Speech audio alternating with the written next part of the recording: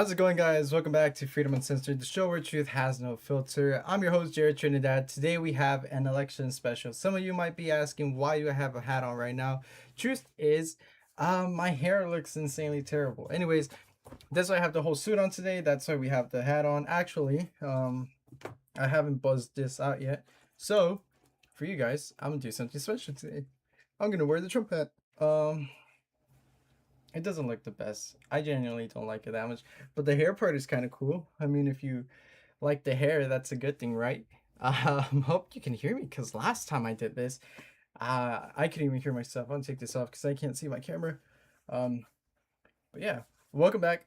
We are streaming right now on YouTube on Conservative Circle's page, live on Rumble at Freedom Uncensored, and live on Instagram at Freedom Uncensored. So hi to everybody who's watching on there. In about 5 minutes or so, we're gonna actually invite Conservative Circle on here. In this special, we're gonna be talking about the Congress, White House elections, the Texas, I believe, gubernatorial elections, Arkansas, California, Florida. We have a packed show for you guys. I know it might be a little bit laggy because of how much we're running it at the same time, but I hope you enjoy. If you haven't done so yet, make sure you like and subscribe and follow and share and comment and smash that follow button on Rumble and Instagram. Make sure you follow all the conservative creators and all the creators that come on to the show tonight. We're going to have special appearances by some people you might know, some people you might not know, some people last minute, but it's going to be fun. It's going to be awesome. So I hope you guys enjoy it just as much as I do. And I will see you very, very, very shortly.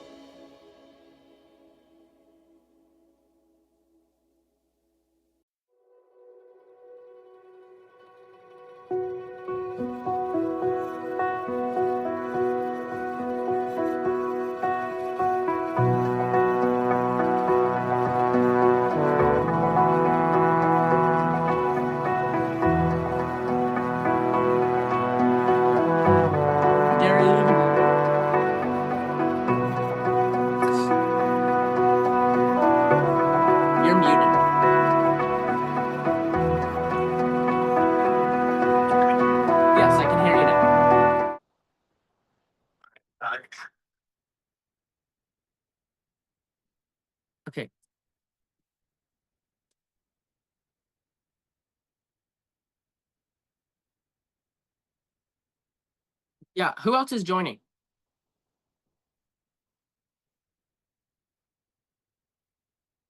All right, we are live.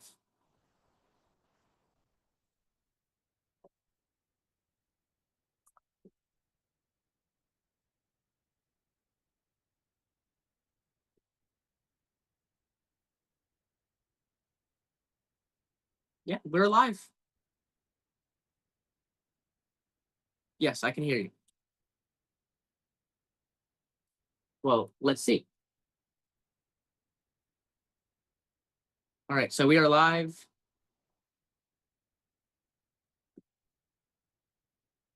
We're live. Yes, I can hear you. Oh, wait, I cannot hear you on the stream. Sorry, everyone. We are having some technical difficulties.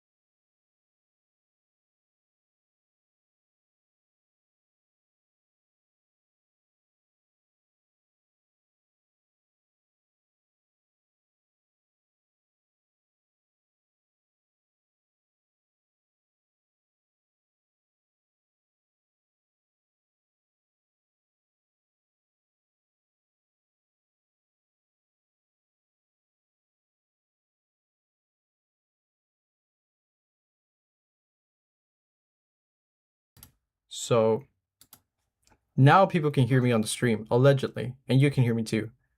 But when you talk, I'm gonna have to probably mute myself. So then that way Okay. should work. Yeah, I'm testing it out on my computer, so whenever you're ready. Can you hear me now on the stream? Yes. Can you hear yourself on the stream? When you talk, I'm gonna have to probably mute myself. So then that way. Yes. Okay, we're good. All right, everyone. So we've had some technical difficulties. We're working that out. All right. Well, Jared, thanks for having me. Of course. Yeah, it was your idea at the end of the day. Sorry. I keep forgetting. Yeah, it was. But great to be on and get to do this. We have two Senate races to call in the state of North Carolina in the Republican primary. Whatley wins. I'm not sure what his first name is, but we can now make that projection.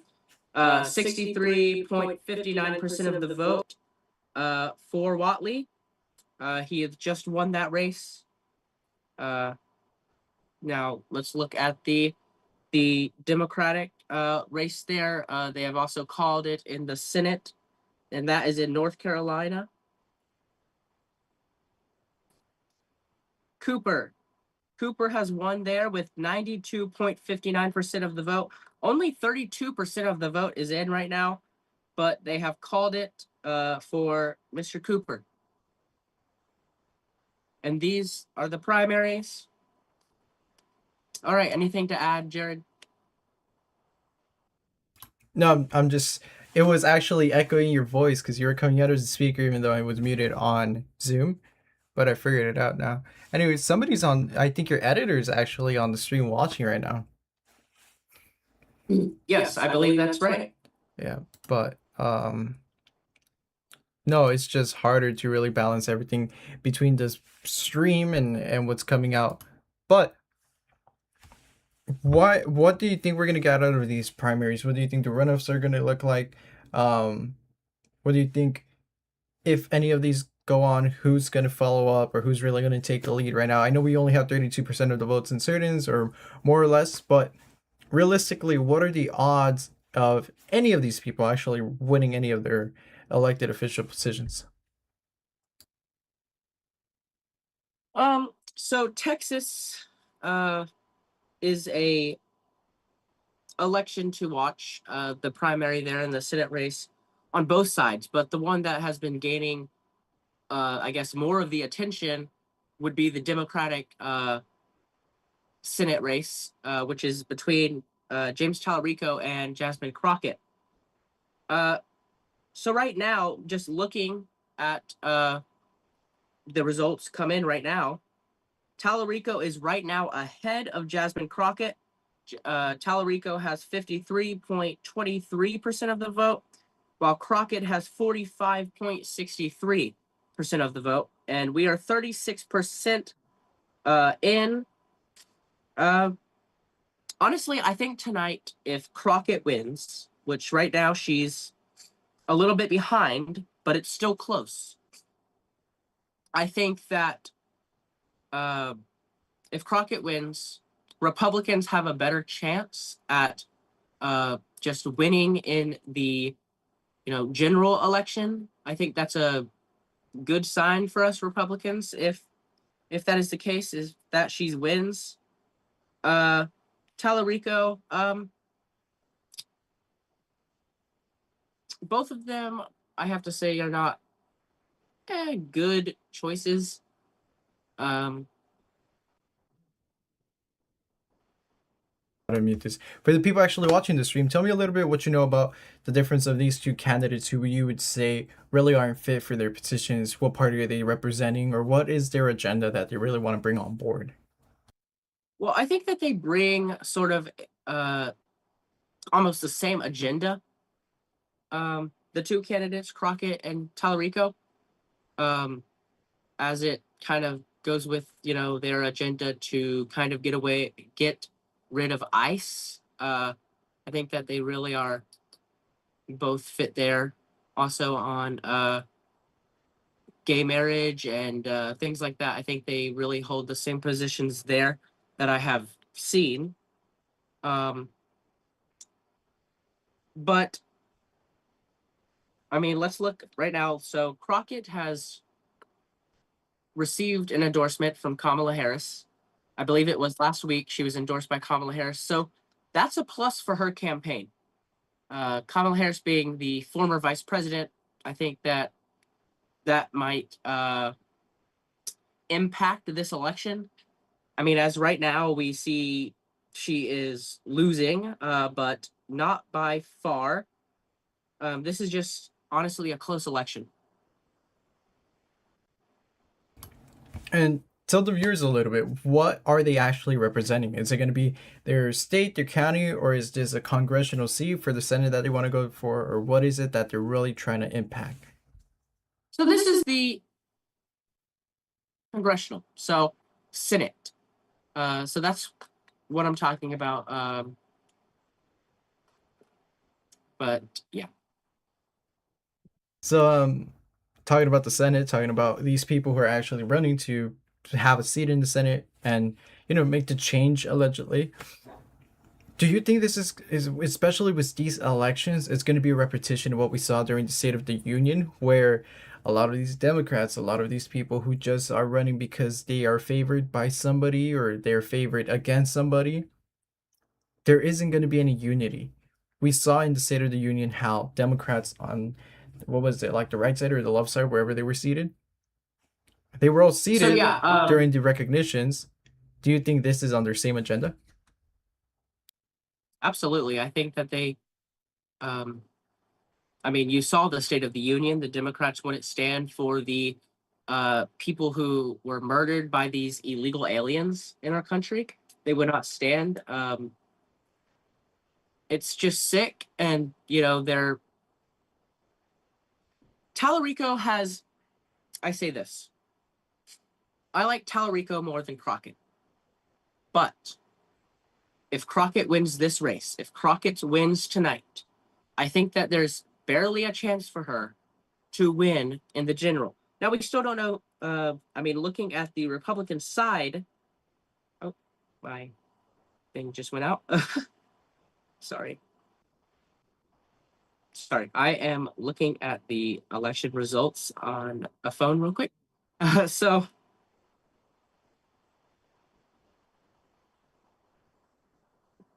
But right now, Senator Corrin is ahead, 44.16% of the vote. Paxton not far behind, 38.70%. So I mean, both of these races are really close. Um, so I think so. You've seen it when Charlie Kirk was assassinated, and in Congress they held a silent time. You know, uh, Crockett. I think she yelled something. I'm not sure. So I mean, the Democratic Party is just really sick. I have to say. Um, but anyways, my hopes for tonight is that Crockett will win this primary and be defeated in the general election.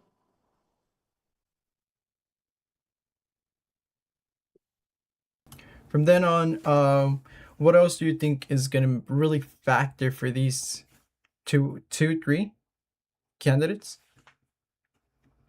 Factor? Yeah, factor into their chances tonight. I know, well, tonight's the election, so that means people have already made up their mind. But any last minute things that you should tell people, hey, watch out for this, watch out for that. What really do you think is going to be the main factor of putting them and seeing them in Congress? Well, I don't think that we're going to see uh, a Democrat take over uh, the Senate uh, because what was it? I think we haven't had a Democratic senator in a good while. I know that. Uh, so I don't think Texas is going to go there. Um, but this primary is just very interesting to me. It's very close right now, and I think it will be a close election tonight, as we are seeing right now. 53% of the vote. I mean, 39% of the vote in so far in the Democratic column for Senate. So yeah, I don't think that it's going to go Democratic. I think it's going to stay in the Republican column. Right. Well, it's like a lot of people say, like the Republicans actually own the House, the presidency, and the Senate, and But I mean, anything can happen. I mean, change can happen. right. But at I mean, the you'd be capacity we're at right surprised. now, it's like, what change would actually matter if we talk about change? And then I think who it was, Hillary Clinton, who was a senator. Uh, yeah, not in Texas. Right, but just in the House. Yeah, in the United States Senate. Yes. Mm-hmm. So especially right now, we're seeing politicians who also want a seat like that in power. And then we see her, when was it? Less than 24 hours ago, she was giving a discussion in front of board and judges and a jury. Of course, in private, it wasn't like a public setting, but of her other ties with Jeffrey Epstein and Bill Clinton's ties with Jeffrey Epstein. And that's something where, like, if these politicians are the people we're voting in office, how can we really support them? How can we really believe what they're trying to do if we hardly even know the reality of what's going on behind the curtains? Yeah, with the Epstein files, I just want to like weigh in a little bit. Where Hillary Clinton said, I was earlier this week, last week, she talked about how she never met Jeffrey Epstein, but there's literally a picture of her with Jeffrey Epstein and her husband Bill Clinton.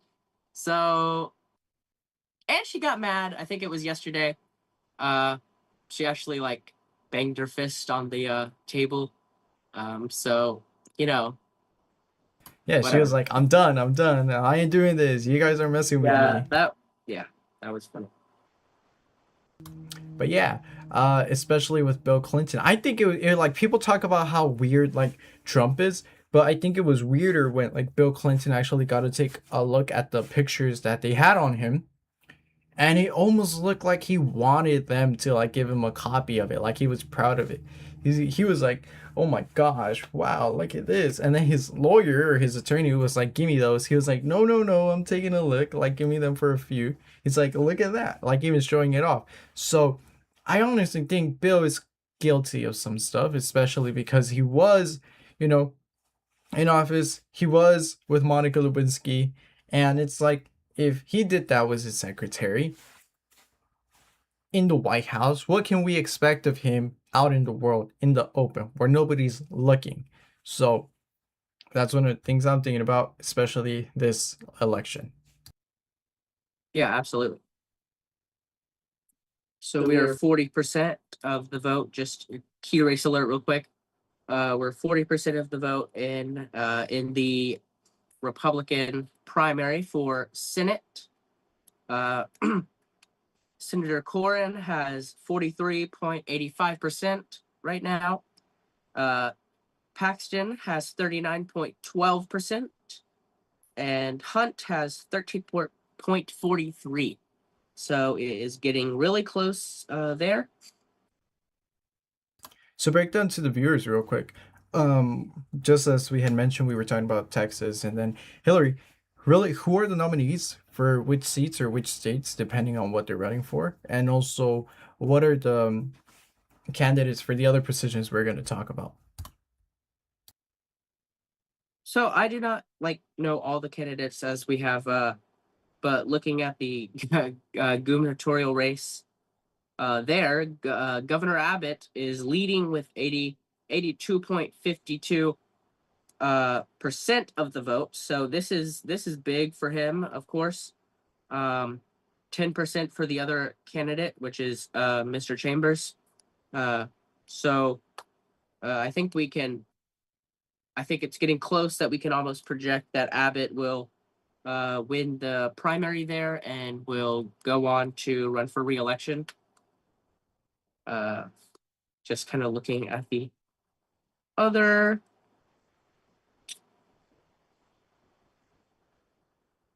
Now into the Democratic column. All right, I actually cannot pronounce this name. Hinajosa.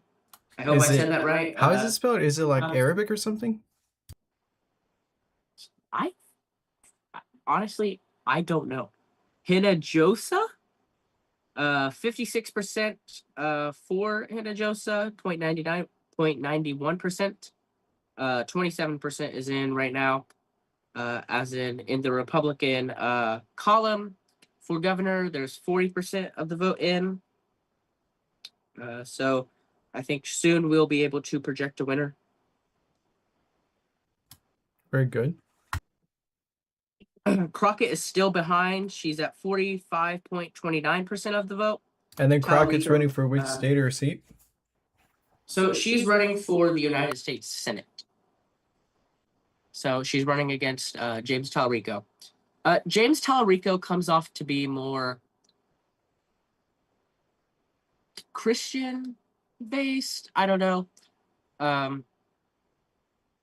But anyways, No, but that's kind of the I same think thing that's where we were looking at Florida the other day. We were like, well, Byron Donalds does come to seem more Republican to certain things with the AI and industrial manufacturing, but James Fishback tends to look more Christian with the whole banning OnlyFans and making nature green again and getting rid of the AI centers and data centers. So when it comes to that, how do you think more of the viewers or people should really decide their vote on? so in the Florida race. Yeah, as an example, as in the Florida race where we have two Republican candidates. Yeah, so I mean I think they both are Christians. Uh I think one stands with Israel way too much. That would be Byron Donalds. Now, what is standing with Israel like? Like standing with the people or standing with APAC? So Byron Donalds makes, I don't know how much that he's made from APAC, but honestly, I don't think that he's putting the American people first and Florida first. So why should we have someone who is just bought and paid for by APAC, by Israel, uh, than someone who is actually working his tail off to become governor? He's working to fight, and I like how he says, "Do." It's not like I want your vote. It's hire me. So he's not asking for our vote, but he's asking you to hire him, because this is a job. Being a governor that's a job. You might get a fancy title, but it's a job, and you work for the people.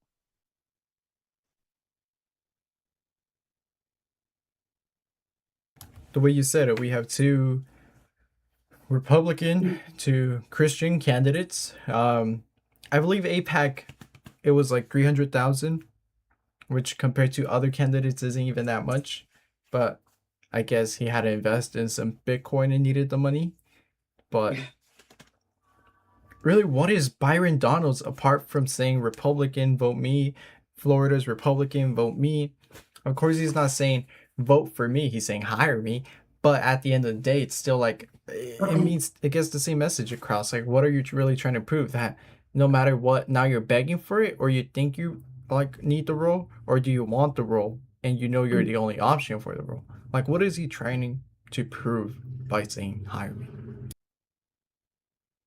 Fishback. Well, he's saying that this is a job to do, not just some fancy title like he wants it. No, it's a job. He is actually going to be signing something. I was at his event last week. Actually wore this too. You can see I'm wearing my fishback quarter zip. But he was at a I was at his event, and he was saying don't elect, or something like, I'm not asking for your vote, I'm asking for you to hire me. I just lost my train of thought. No, but I get what you're trying to say. Well, Fishback has that more mentality of it's not something you just give away. It's something that you actually should value a lot. yes. We do have a prediction that Sarah Huckabee will be running for re-election. She won the primary there. Just needed to project that real quick. No, governor. She's the governor. She's the current governor, Sarah Huckabee. She's going to be running again. Arkansas.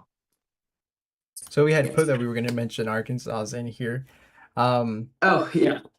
No, yeah. But what does Arkansas really provide to the table? How many is their vote count that actually benefit us? Like the presidential, I know that each one is like 3-2 seats or whatever. But Arkansas, Oh, what? Sorry.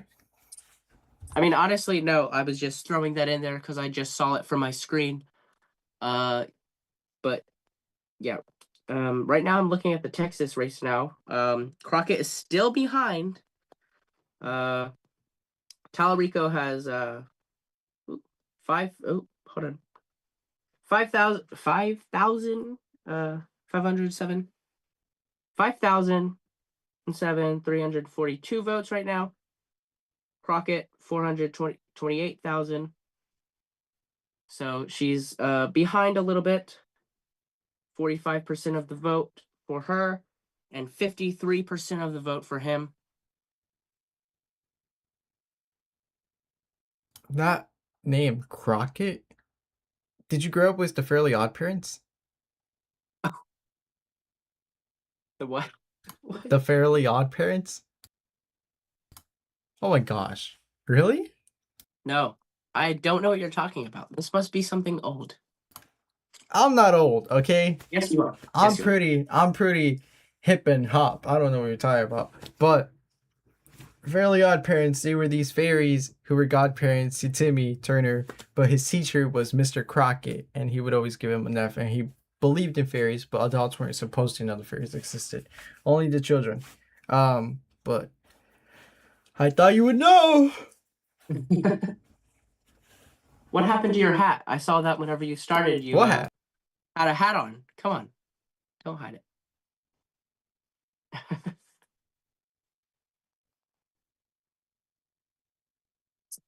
No, the Trump hat. I mean, I saw both. Where's the Trump What hat? Trump hat? Guys, this guy, I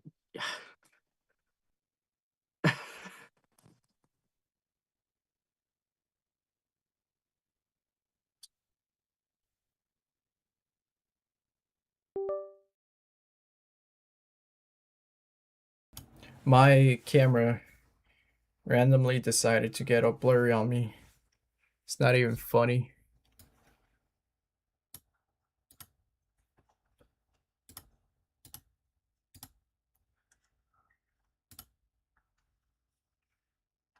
Can you see me fine?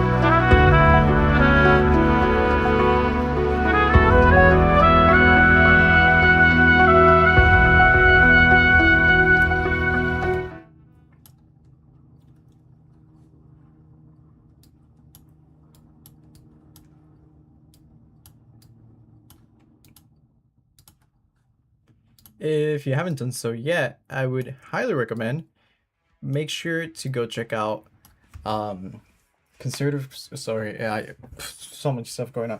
If you haven't done so yet, make sure you go and check out Conservative Circle's Instagram at Conservative Circle, Freedom Uncensored Instagram. If you're watching it on the Instagram, that's awesome. I have 1, 2, 3 monitors, 4 and 5 monitors going on at the same time. It's crazy. But yeah, make sure you go check out Conservative Circle at their Instagram, YouTube, Conservative Circle 1776, and Freedom Uncensored on all socials, and Freedom U _ online on X. Yeah, Twitter. So I had to take the jacket off because it's way too hot. But let me know what you think about the special. I know it's a little bit botched. We always have technical difficulties when it's a live stream, and so it's easier just to edit and then post edit and then upload. But if this is something you would like to see more consistently, where it's like a special and you bring in hosts and things, that would be fun too. I mean, it probably won't be as consistent, but it's just an idea we had. And yeah, if you haven't done so yet, you can always donate to Conservative Circle. I believe they have a Cash App. You can check it out on their Instagram. You're always free to donate to Freedom Uncensored and our Zelle at freedomuncensored@gmail.com.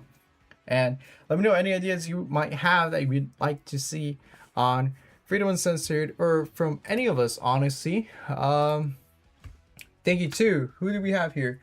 The Tech Boy for joining us on YouTube. And yeah, so we have talked a little bit about the Senate, the seats, Arkansas's gubernatorial race, a lot of few different topics that are going on.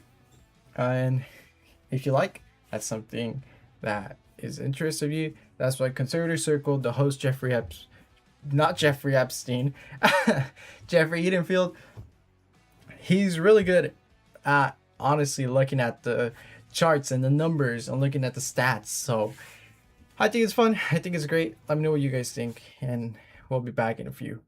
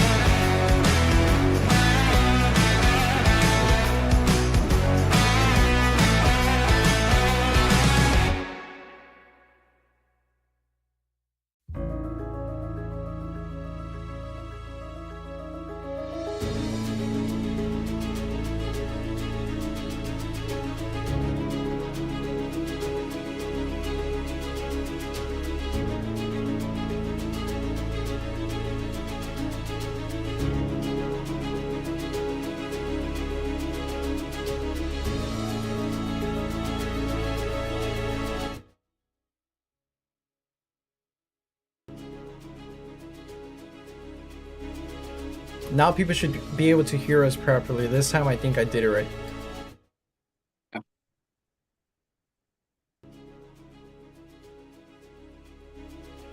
Now people should be able to hear us properly. This time I think I did it right.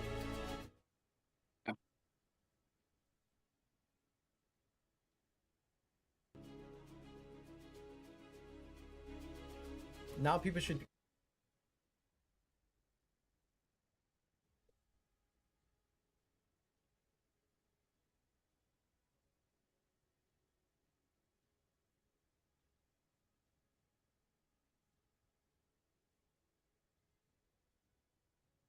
What? Can you hear me? I just think I did the same mistake where I like echoed it wrong. I don't know. Something's wrong with that. But it should be fine now, allegedly. Let's see. Mm. What? Can you hear me? Oh, okay. I think we can. All right. All right. I think we're good. Okay, awesome. Honestly, I kind of hate live streams because I wish I could just focus on the like meeting and then let somebody else focus on like controlling everything. Yeah. All right, so tell me a little bit more where we were at. We made it to. Tell me a little bit about. Sorry, it's like I keep hearing it like repeat on my AirPods, so it like loops, but I'm not sure if I have a like a site open because I have my other monitor here on my TV where I'm watching it, or if it's on the stream, or if it's like something's wrong with me mentally. Um, but it looks live. I think it's live. I'm not Trump, so I'm not the best at live streams. But we were at Arkansas. We talked about Abbott in Texas. We talked about Crocker for Senate. Crockett. Jasmine Crockett. So what else is on the list? I put for a bit the like voter stuff here. So, we are now 49% into the Democratic column for Senate. Jasmine Crockett is actually doing worse right now.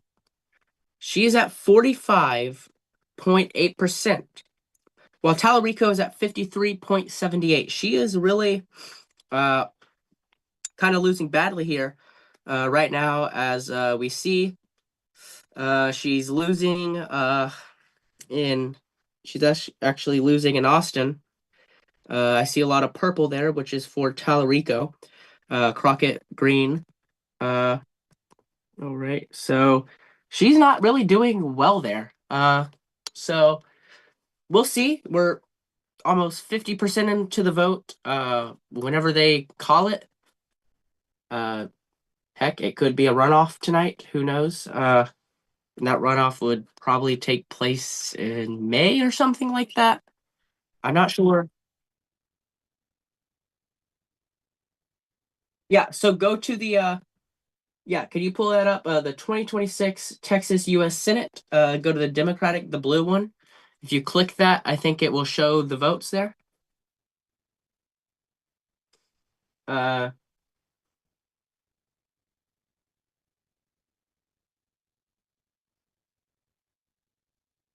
yeah, can you pull up the votes?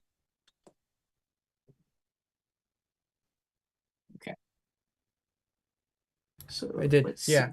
Can you see it on the live stream? I put it. I can see it on my end. All right, it's coming. Okay, it's coming. So yeah, what we have here is we are at 45. Crockett is at 45.8%. Look how badly she is losing to James Tallarico right now. Of course, it's close still, but look at all the purple. So the purple that is James Tallarico. Okay, the green is Jasmine Crockett. So 45.8%, Tallarico 53.78%. And we are 49.20% into the vote right now. Now let's take a look at the Republican side of the Senate. If you will click that, please. Yeah, this is where we start to see John Corney, Ken Paxton, and Wesley Hung, right? Yeah. Yes. So let's just put that on the screen. And what we see is John Cornyn, Senator John Cornyn, is at 43.21%, while Paxton is at 40.22%, 20%, sorry, and we are 52% into the vote.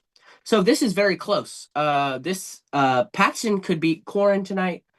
We don't really have to look at Wesley Hunt as we know that he's not going to win. I mean, look, we're already 50% into the vote. So I'm sure that will be called shortly. I mean, this is close. This is really close. Jared, what are your thoughts on this? Honestly, my thoughts right now are how can I put us as a mini screen on the side? But from the Republican side, we're talking about Democrats really owning the rest, but the Republicans, I guess the opportunity we have here is that we're actually targeting the major cities. We're targeting Dallas, Lubbock, Austin. Seems like it's going to be a clear go home Republican because we have that surrounding area around it, and we have strong over 20% above Austin. We also have, I think it's probably 5 to 10% in San Antonio. We have Houston. Everybody knows Houston's the big one. El Paso is gonna have to be the one that takes us home because that's mainly where we call it Paso for Mexico. And a lot of people, especially with the immigration, are gonna lean more to probably John Corney. Um, but I think really Corney is taking it home with the bigger cities, and Paxton is gonna take it home with more of the diverse, more of the larger population areas. Yeah. Now, if you can, let's go ahead and look at the Texas governor map for the Republicans. Let's take a look there. If we can put that on the screen, please. So what we're seeing there is Greg Abbott, who is the current governor running for reelection there. 82.85% he is winning there. Big, I would say. Yeah, very big because then Chambers. Yeah, there we go.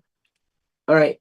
So Pete Chambers has 10.57% of the vote there. So this is a huge election. This is not even close. So your thoughts there, Jared? Honestly, I think we already knew that Abbott was going to come in hard. It looks like he's the only one that people are voting for. From what we can see in the map at the bottom, it says the majority. It's surprising how he hasn't already secured Austin and El Paso. We have Dallas, Houston, San Antonio, Lubbock already secured by Abbott. All the other surrounding areas that the Democrats were able to actually close on are already taken by Abbott. Chambers and Brooks, I didn't see Brooks that active in the media area, so it wasn't such a surprise to see under 2%. But Chambers, it is surprising to see over 10% so far with over 120,000 votes. But there's no beating Abbott when you're already reaching the millions. He's only, what is it, I think 48,000 away from a million. So really not that big of a competition here for Abbott at all. Yeah. I'm seeing right now on NBC they have just called it for Abbott, but we have not. We cannot make that projection right now. As for on Decision Desk, but they have just called it for Abbott to win there, to be able to run again for re-election. He's won that.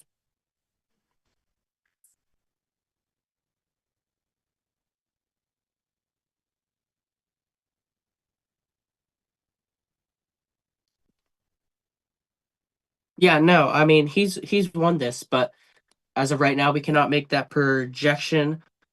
Uh, as we have it on Decision Desk. Uh, yeah. But I do think. Oh no, that's the wrong one. All right, let's look at North Carolina because I think that they just called a race in North Carolina. I believe that was the North Carolina. Oh, I think it was the 2026 North Carolina State Senate. Oh, nope, that's wrong. All right.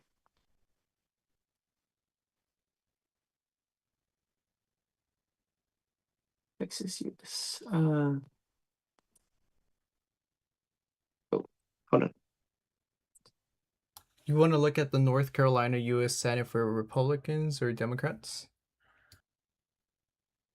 Let's look at the Democrats.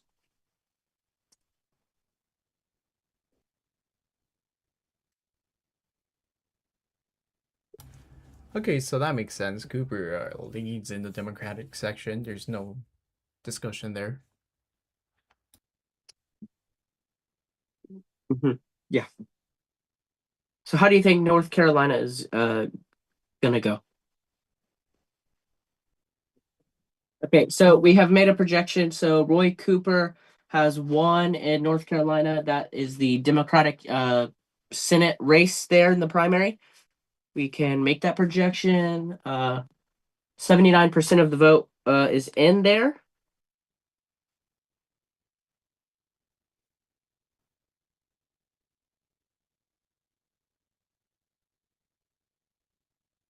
North Carolina, I mean, with the Senate, we're already seeing Democrat. Where is it? Let me stand up because I really can't see the numbers unless um, I'm not standing. Fayetteville, Raleigh, Greensboro, Charlotte. It's the only cities that really matter, and from that we can tell if they won, then the populations probably agree with Cooper as a whole. Yeah. So right now we're just kind of waiting results as it's getting closer to the be able to project winners in Texas, which is the big race, I would say, tonight. That's what everyone has their eyes on.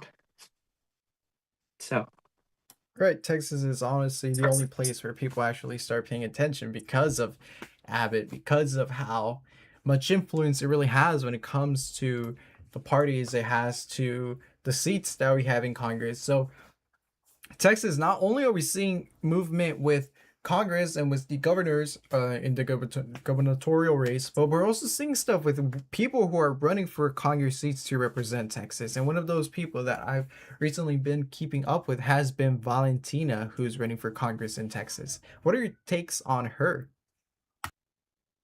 on who? Valentina? Valentina. Actually, I believe I heard of her. I don't really think so. I haven't really looked into her. Really, Uh, she's awesome. no. Really, is she Republican, Democrat?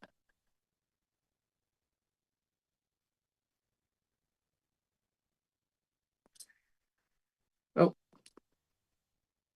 but we do have a projection to make in Arkansas Senate race, and that is the Republican Senate race there. If you can pull that up whenever you can. But the Arkansas Senate race, the Republican, and we can yes, we can project that Tom Cotton has won and is going on to the midterms in November with 80.72%. So when we talk about Arkansas, we know that that is a deeply red state, deeply stronghold for Republicans, and Tom Cotton has won that there. So you can just check that out. What are your thoughts there, Jared?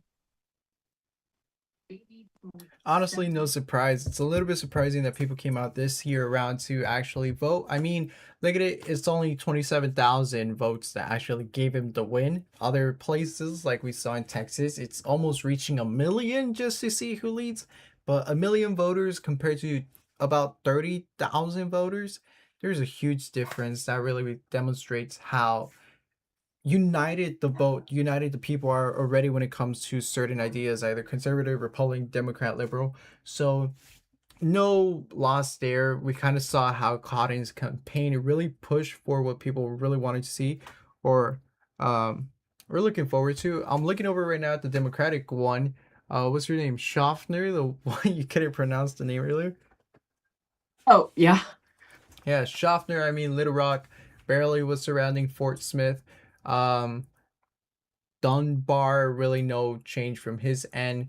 But hey, Cotton is leading Little Rock, which is the important part. And I don't think we're going to see much from Arkansas's change, no matter the Senate. But it is nice to see that people are running. It doesn't really matter to me, the primaries, only because we kind of already have the expectation of who's going to win, who's going to do this, who's going to do that.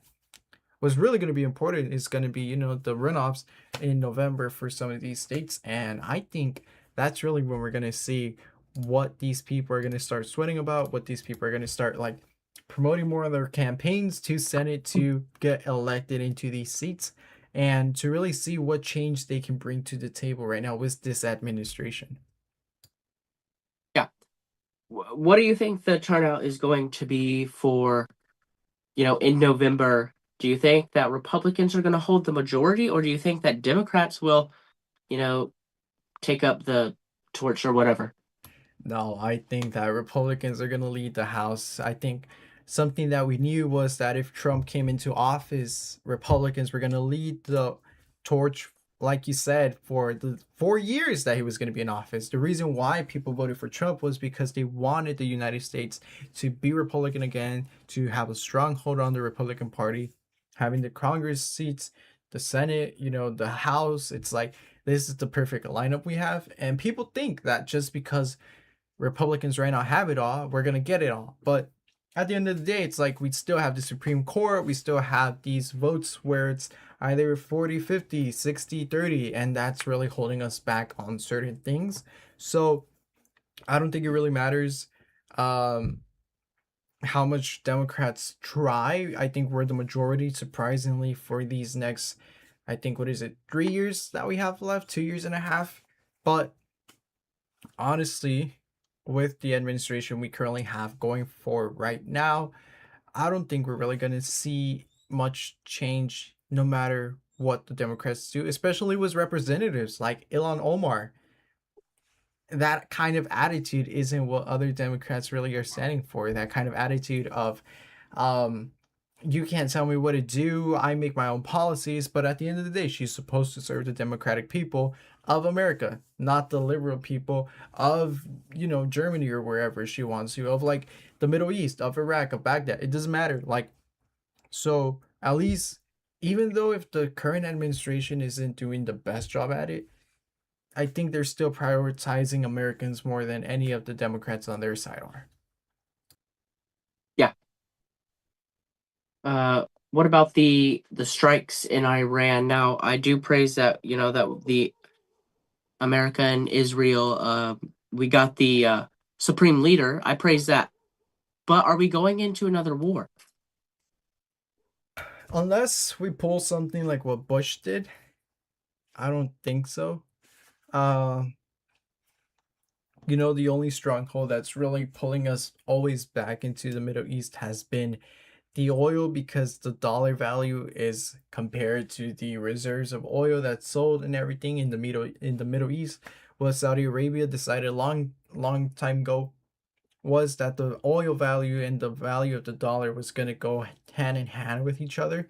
So our duties, as it says, is to protect the Middle East. Although a lot of people don't agree with it, if it wasn't because of us protecting the Middle East, our dollar currency and value would just drop into rock bottom. Um, it doesn't seem like a war that's going to last very long, like it has been with Ukraine and Russia. I mean, that war is still going on, and that was like what, barely post COVID. But what we're seeing with this war is how a superpower, and like, I hate to admit it, but like everybody knows, Israel is the superpower of the Middle East. They are the ones who have, or were the ones who had first, the missile interceptors and their spies, and they're pretty much in everything that has to do with the Middle East. With us coming in from World War I, I don't think we've lost a single war. We've had terrorist attacks, but nothing that we can't or haven't defeated. And it really seems like something that we have under control. It really seems like something that we just killed the second Ayatollah, the second supreme leader that wanted to run. So that's Yeah. embarrassing for them. And what is it like? Barely day 3 of war. It started on Saturday. So in 3 days, we killed the guy who for 5 years was pressing on the American Congress, the American presidents, the American institution, and then the second guy who wants to take his role straight up put a death wish on himself and ended up getting blown up. So no, I don't think we're gonna go into a war. If anything, we have it handled. Yeah, and his wife actually just died yesterday from injuries, of the strikes and everything. But um, that I mean, awful people, I guess. So not I guess. I mean, I know. But let's take a look. Let's go back to the Republican Texas Senate race. If we can pull that up there, we have just a key race alert, I'd like to call it. So, all right. So Senator Corrin leading with 43.21% of the vote. Ken Paxton, 40.22. So I mean, this is close. This is really close. Uh-oh. Yes, you'll have to reset it. All right. Yeah. So yeah, this is what we're at so far. 43.20% of the vote for Corrin, and Paxton 40.22%. So we are 54.64% in. We're getting closer, but we're not yet there. All right. I think this race is about shaping up. It's getting close. It's really getting close here. Wow. So he could lose. Corrin could lose. All right. So the Texas Senate primaries are still too early to call at this time, at this hour. Okay. All right.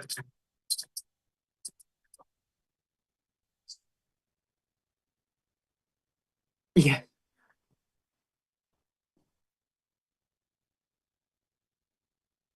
Okay. So, and then if we go to the Democratic Senate election, we are looking at Crockett still behind Tallarico, leading with 53% of the vote and almost 54% of the vote. We go to the Democratic.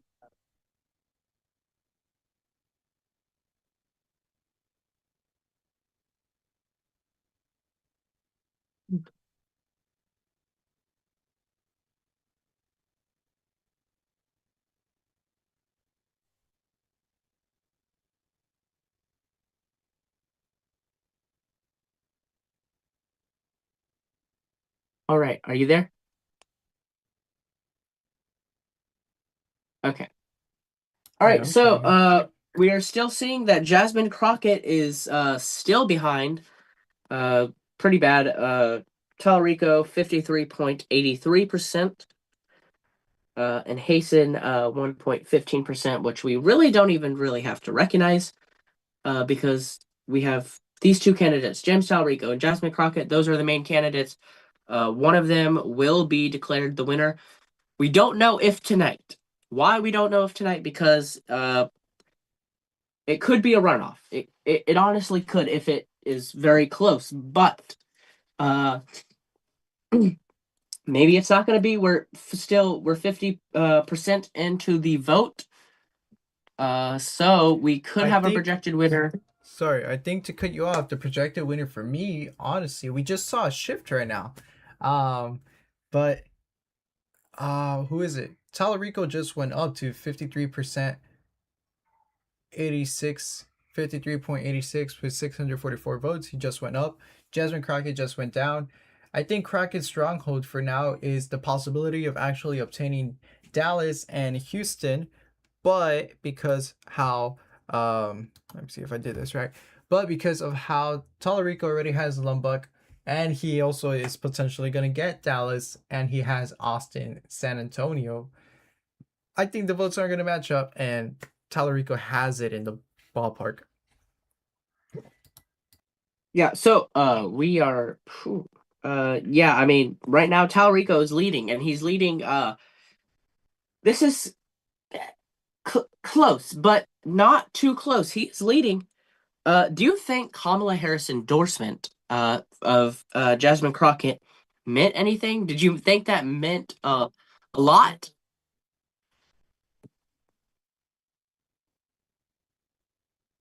I would say not really, only because of what we've seen from Kamala Harris. Yeah. It's the same thing as if the mayor of Los Angeles got elected. What we saw is she got endorsed by Gavin Newsom again, but it's just one of those things where it doesn't matter, especially in Texas, where I would say Texan Democrats would be even more conservative, but even then, I don't think Kamala Coconut Tree Karen would really matter if she endorsed any of these. If anything, it's more like a death wish, like saying if Crockett aligned herself with Israel, it's like she already called herself out of the race. I believe we're running out of time, so we'll have to join back. Is that correct? All right, so we will be right back with more. Oh, 9 minutes. That's fine. We'll be right back after the break. We'll be back. We'll have more to talk about the Texas Senate races and more.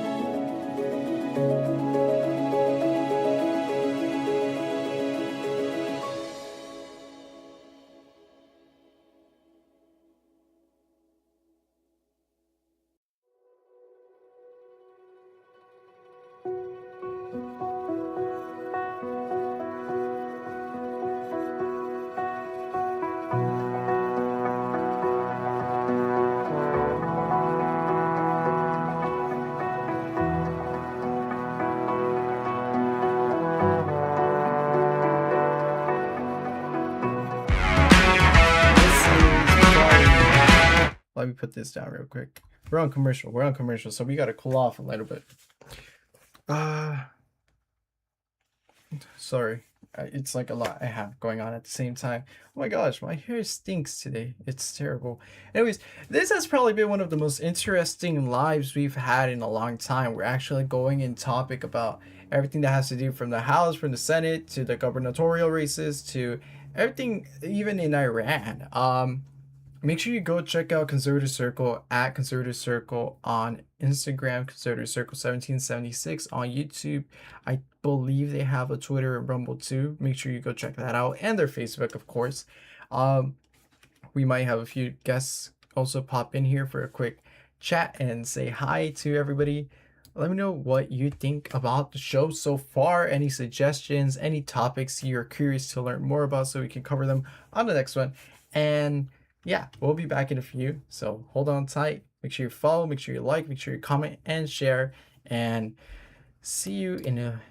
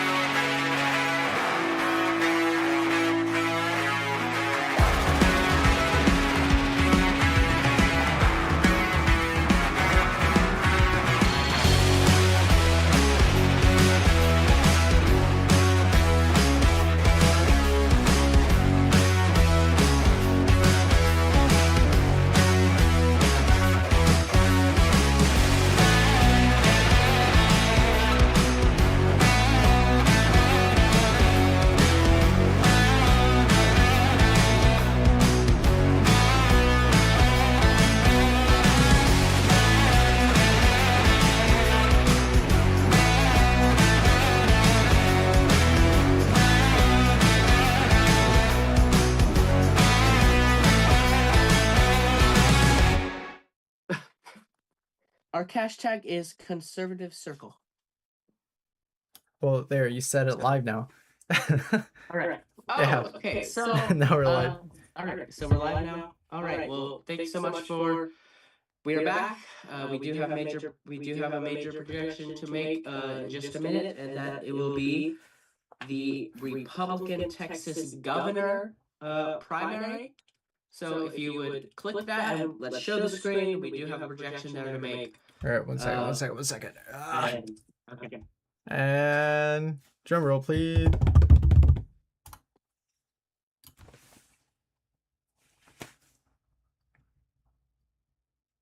Abbott.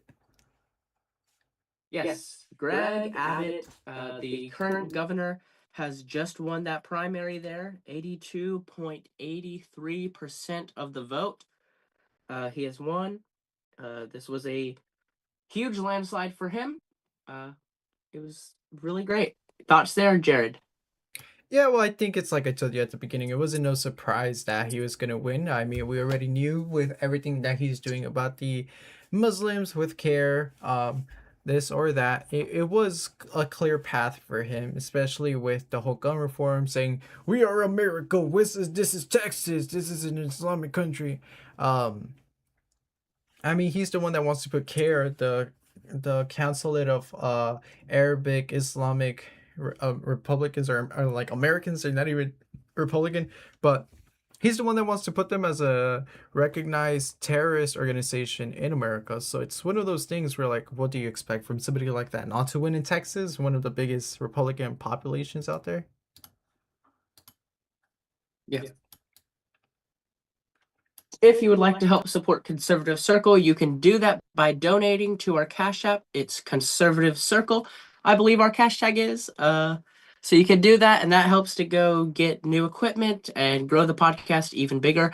All donations are greatly appreciated.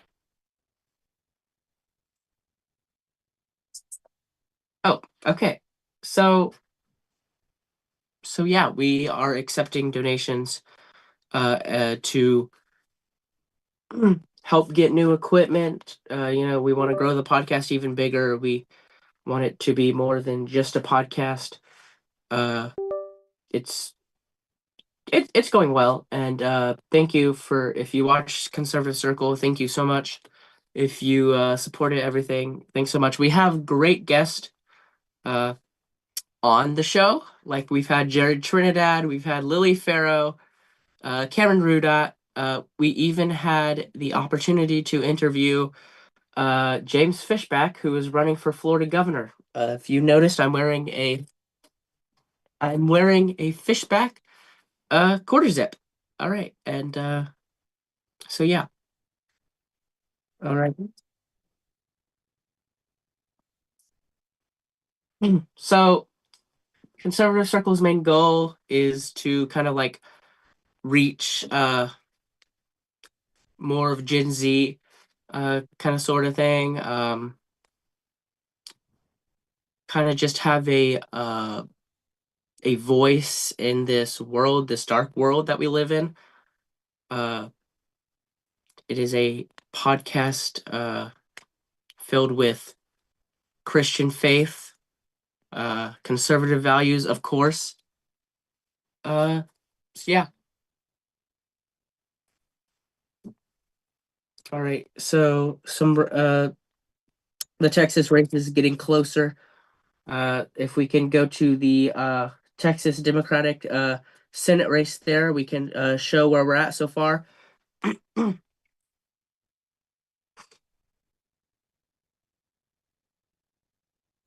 And yes. So it is getting closer there. We have 63% of the vote in. Jasmine Crockett 46%, 35%. James Talrico 52.44 percent. I do see live right now on NBC. I'm looking at the TV there. Jasmine Crockett is speaking. I don't know what she's really speaking about. Let me see if I can.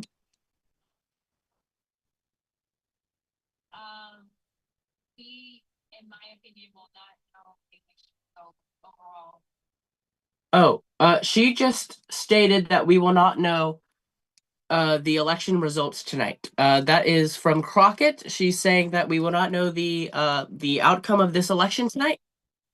I was watching it on NBC. Could we pull that up at all?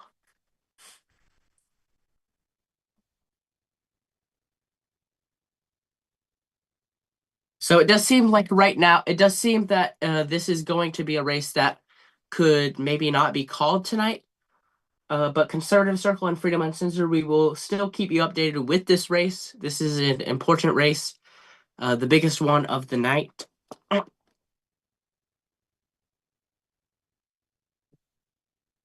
Okay. Heard her lay this out. She says if we don't have the results in Dallas, where she's expected to do fairly well, a stronghold for her, we don't have the votes for tonight. So let me ask you, I don't know if you know, will the vote in Dallas make enough of a difference at this point in the race?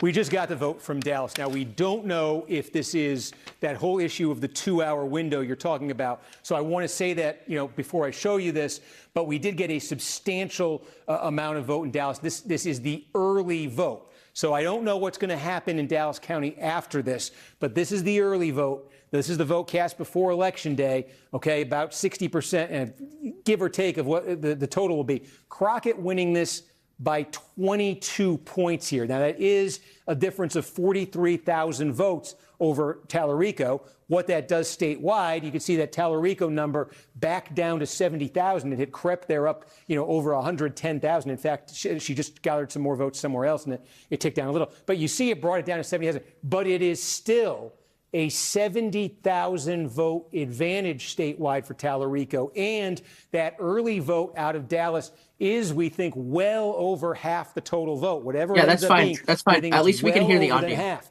She was able to net 43,000 plurality with well over half of it, and she still trails statewide by 70,000 votes. So even if the rest of the vote in Dallas County came in and looked just like that, she would still be well short here of that margin that Tallarico has built. I want to say I've been, our audience on streaming tonight, we have been showing benchmarks for these candidates as the counties have come in. Are they hitting the numbers they need to hit? The number we had established in Dallas County. Yeah, if you go to Dallas, if you could click Dallas, you can see the votes there. This is 61%. Look, this is her own county. She's this leading is her in base Dallas. Here. This is where she needs to drive up the number. So in the early vote here, she's short of that. Now, again, did she have a flood of support same day? Were there ballots cast between 8 and 10 o'clock that there are some issues here that are above my pay grade to address.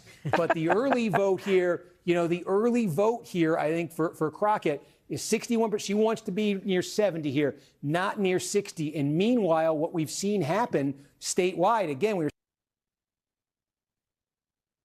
Yes.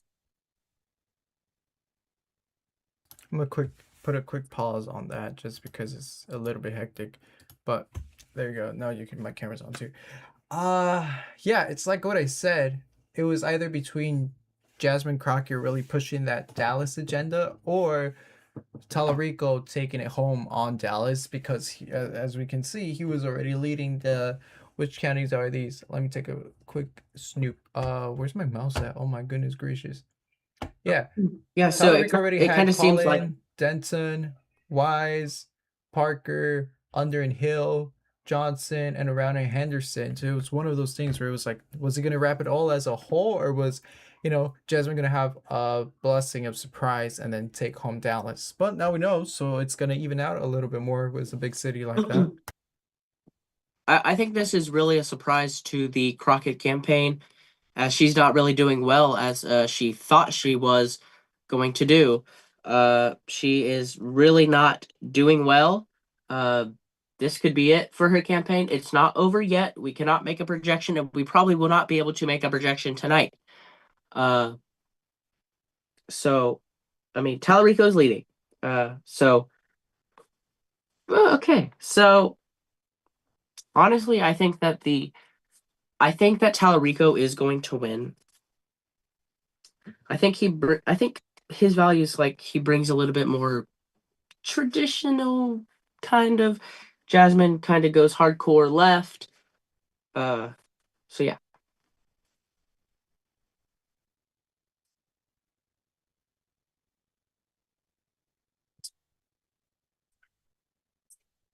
Distant counting areas, the gray ones, well, the gray ones are where it's less. Probably that's where Ahmad Hassan is winning or polling in. But it just doesn't seem like even if they try to use those other smaller areas to their advantage, it wouldn't really make much of a difference due to the population density. Yeah. All right, let's go. Let's look at the Republican side of the Texas U.S. Senate. Let's see what's going on there.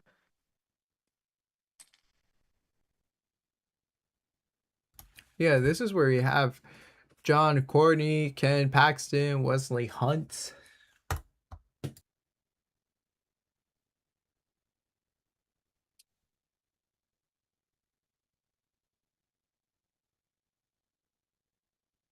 So I'm not sure what's kind of going on with the.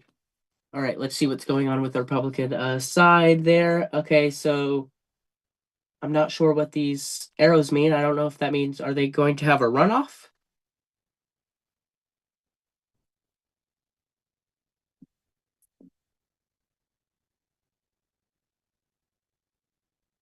Like, I'm not sure. It's weird. The arrows, the green ones that you're talking about by their name, right? Yes. I mean, I assume so because Paxton is like what I was telling you. He's closing on El Paso, but you never know because it's already a pink area that we have there. Dallas is already Cornies. Austin's Cornies. Lumbex looks like it's Cornies. Houston looks like it's Cornies. Maybe because of the population that Paxton is covering, he's equaling at 40%, while John Corney is at 43. It's 3% disadvantage, but it's Texas, so whatever happens. We're at 585,000 votes on John, and Ken is at 542, so that's a 43,000 difference. But it's, I think, one of those things that we're also not going to know until tomorrow morning. Yes. What's your take on it? We will probably not know. Um, my take on it is that this is first of all this is another close election. But there's been a lot of people saying, "Oh, it's going to be close," or Ken Paxton is going to defeat Corin, and honestly, we do not know at this hour. We do not know yet who's going to win. This is awfully close to call. Can't wait until we can actually make the projection on who's going to win. It does not look like we are going to be able to make the projection tonight for maybe both sides, which I was hoping that we would be able to make the projection tonight. But we will see. Ah. Oh, Trump 2024.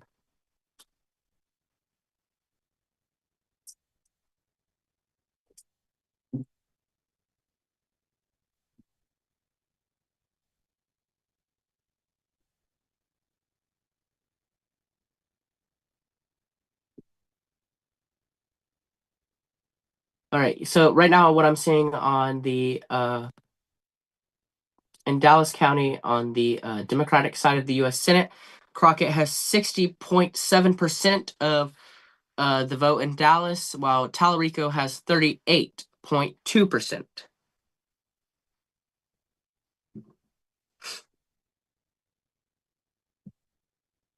In Dallas. So she just went up a little bit more in Dallas.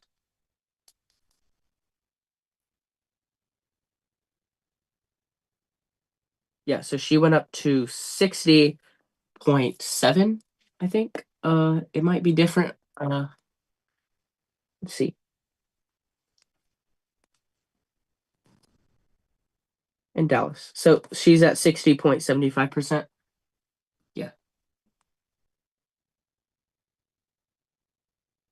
She just went up in Dallas. Yeah. But overall she actually I believe she went up. Is that right? Yeah, she went up in the vote. She's at 46.36, while Tallarico's at 52. Honestly, again, this is close, but can't even call it yet. Right. So right now, both the Texas Senate primaries are too early to call at this hour. Well, I'm actually willing to bet on Tallarico. I mean, if you're open to it. Oh, you want to bet? Let's $5. $5. No, that's what I Bet. was actually telling you. I'm willing to bet on Tallarico $5 if you're willing to bet on it for the viewers, for the fun of the game. I mean, I'll go on Kalshi right now with Prize Picks. Let's see what happens. And Calci. yeah, on Kalshi, let's see predictions of the Texas U.S. Democratic Senate primaries, and then what happens happens. You lose your money, or I make double my money, and then we bet on it. All right, let's go. All right, awesome. I'll put the map again on the screen, and then let the viewers actually go on Kalshi, use promo code Freedom Uncensored to get 5% off your first picks. All right.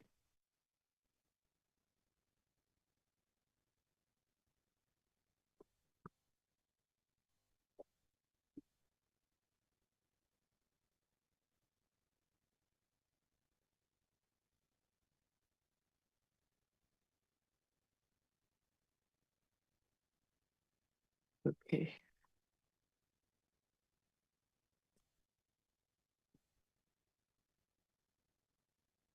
Right, so as we are looking right now, so we've seen some changes in this election. Jasmine Crockett, I think she actually went down just now. She's at 46.31% of the vote. Tallarico, 52.48% of the vote. So, who do you think is going to win? If you're in the comment who you think is going to win tonight in the Texas U.S. Senate race, in the Democratic race. You should definitely tell us who you think is going to win. Also, on the Republican side, who you think is going to win. Corrin or Paxton. So those are the two there. Anyways, who do you think is going to win? So you should comment. Yeah, it's like I told you. I mean, like, of course, the viewers might have a different perspective on it, but from like what I'm seeing right now on the screen, I think for me personally, it's obvious that Tallarico has it in the ballpark, just because of how vast his extended votes are, especially all across Texas, and he has the majority of those cities, except for Dallas, which was, as you mentioned, a surprise on Crockett's end. But yeah, I think Tellerico has it for the Democratic side. Tallarico, yeah. Honestly, I mean, at least like what we're seeing now, Tallarico leading, and it getting closer to call the race. Yeah. So what does this mean? Does this mean Jasmine Crockett will not be able to hold her seat as U.S. representative if she loses? I think that's it. Yeah, I think that's what's gonna happen. Is Pretty much. she's not gonna be able to hold her seat. So what's next? Running for president? From Bum, bum, who? From bum. Crockett? No, she would lose so badly. She would do worse than Kamala Harris. I genuinely think one What of do the you think? worst things you can do after you lose an election is run and campaign for something higher than the previous campaign you were doing. I think it's ridiculous to go from running for mayor, lose, and then run for president. Maybe, maybe the outer population might side with you, but if you Mhm. previously lost a campaign, it's at least less likely for you to go and win something larger than you first did.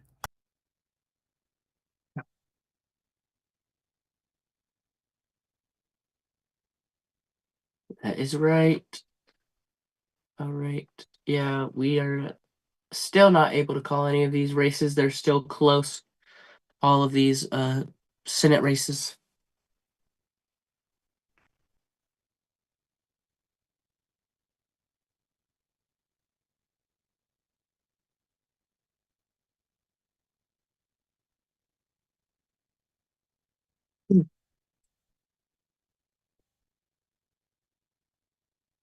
So James Talrico right now, as we see on the screen, 52.48%. Jasmine Crockett, 46.31%. So what a crazy election tonight. 64% of the vote is in. Still is too early to call at this hour.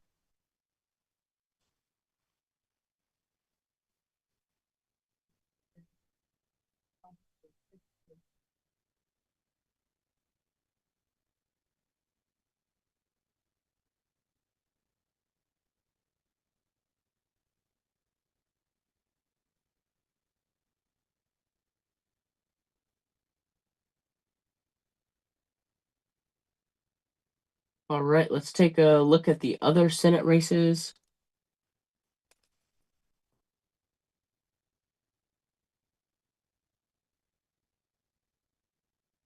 Which ones do you want to take a look at? Let's go to the Republican side of the Texas race.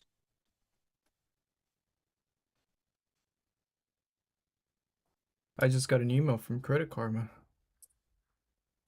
Oh, wow. Yeah, they said make sure you check your credit report, and I said, all right.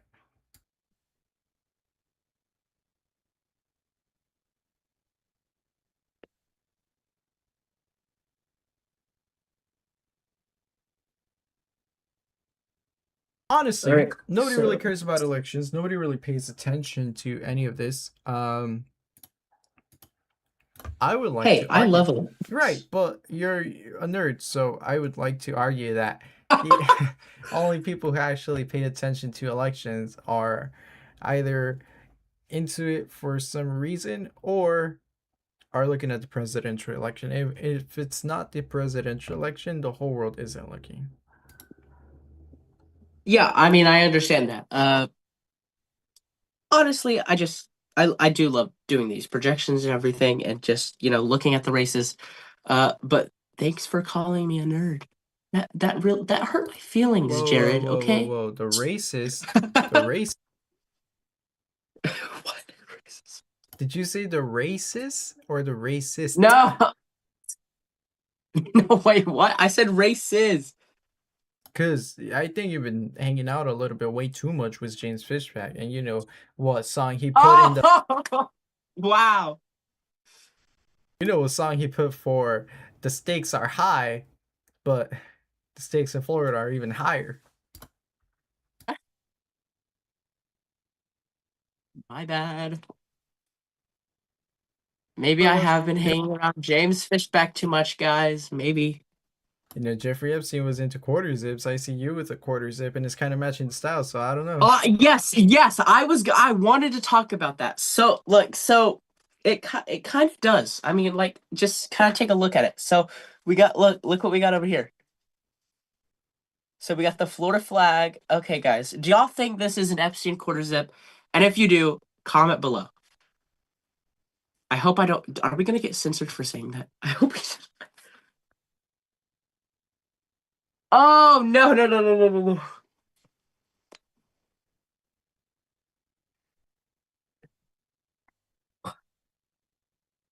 Yeah, that's my page to worry about, guys.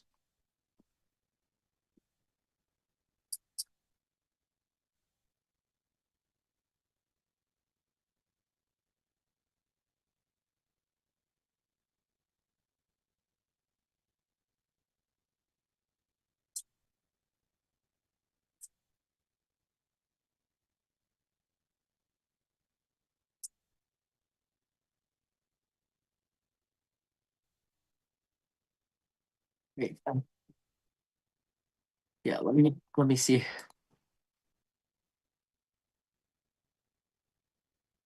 Oh, wow. Yeah, this is the Jeffrey Epstein quarter zip. Okay, so okay, guys. Okay. Yeah, whenever I met James Fishback at the event, he was like, "Yeah, they're saying that it kind of looks like another quarter zip," and we all know what quarter zip that is. The Epstein quarter zip, guys. Did you actually tell him that, or Oh wait, how no, did that come up? he brought it up. He brought it up. So I was like, so whenever I met went to go get pictures with him and stuff. He liked the quarter zip. He said it looked good on me. He said it looked good. So, but then he kind of like brought up that, okay, so like it kind of looks like the Epstein quarter zip. He said, yeah, it kind of looks like another quarter zip, but he didn't say it, but I knew what he was talking about. We all knew what he was talking about.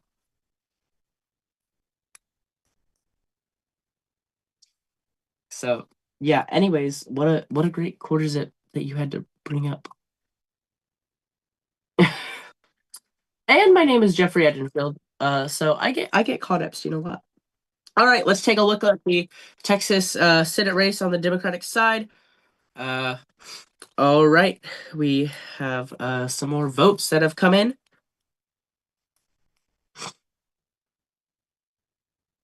All right, there you go. Now it's So on the screen. Tallarico still leading, 52.40% of the vote. Crockett 46.37% of the vote. Did you hear at the beginning when I was like, Jeffrey Edenfield? Like, Uh, uh, yeah, I did. I watched that. my bad. Yeah. No, it's good. It's kind of funny, but yeah.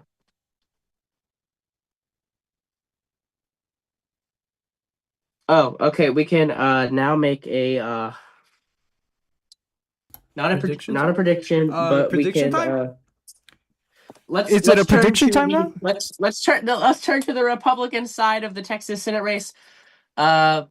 So we can now project that, well, not project, but we can now, I guess, project that that these Corrin and Paxton are going to face a runoff.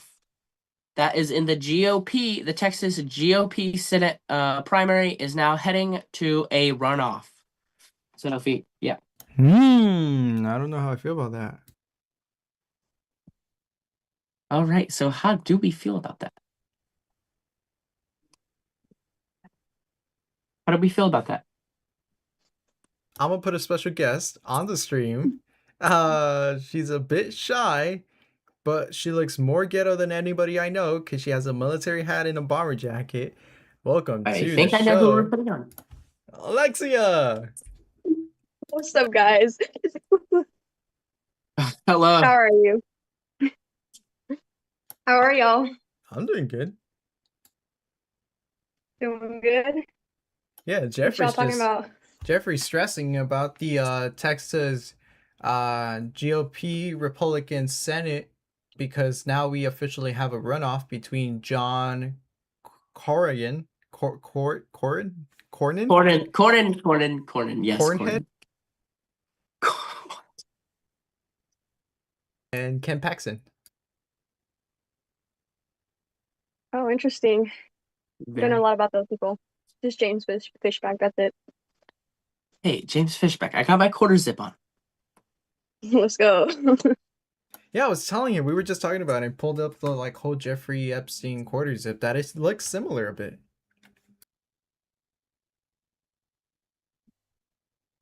Yeah.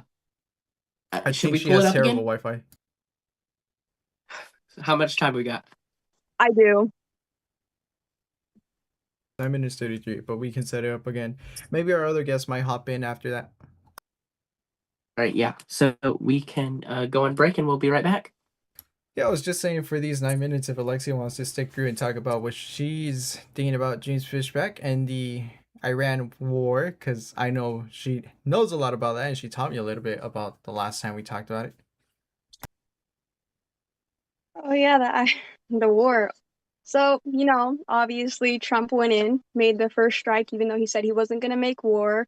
Supposedly, since basically the 19,000s, Bibi Netanyahu, not Trump, has been saying there's going to be nuclear weapons. And if you go to Iran and do all the research, there's actually no nuclear weapons at all.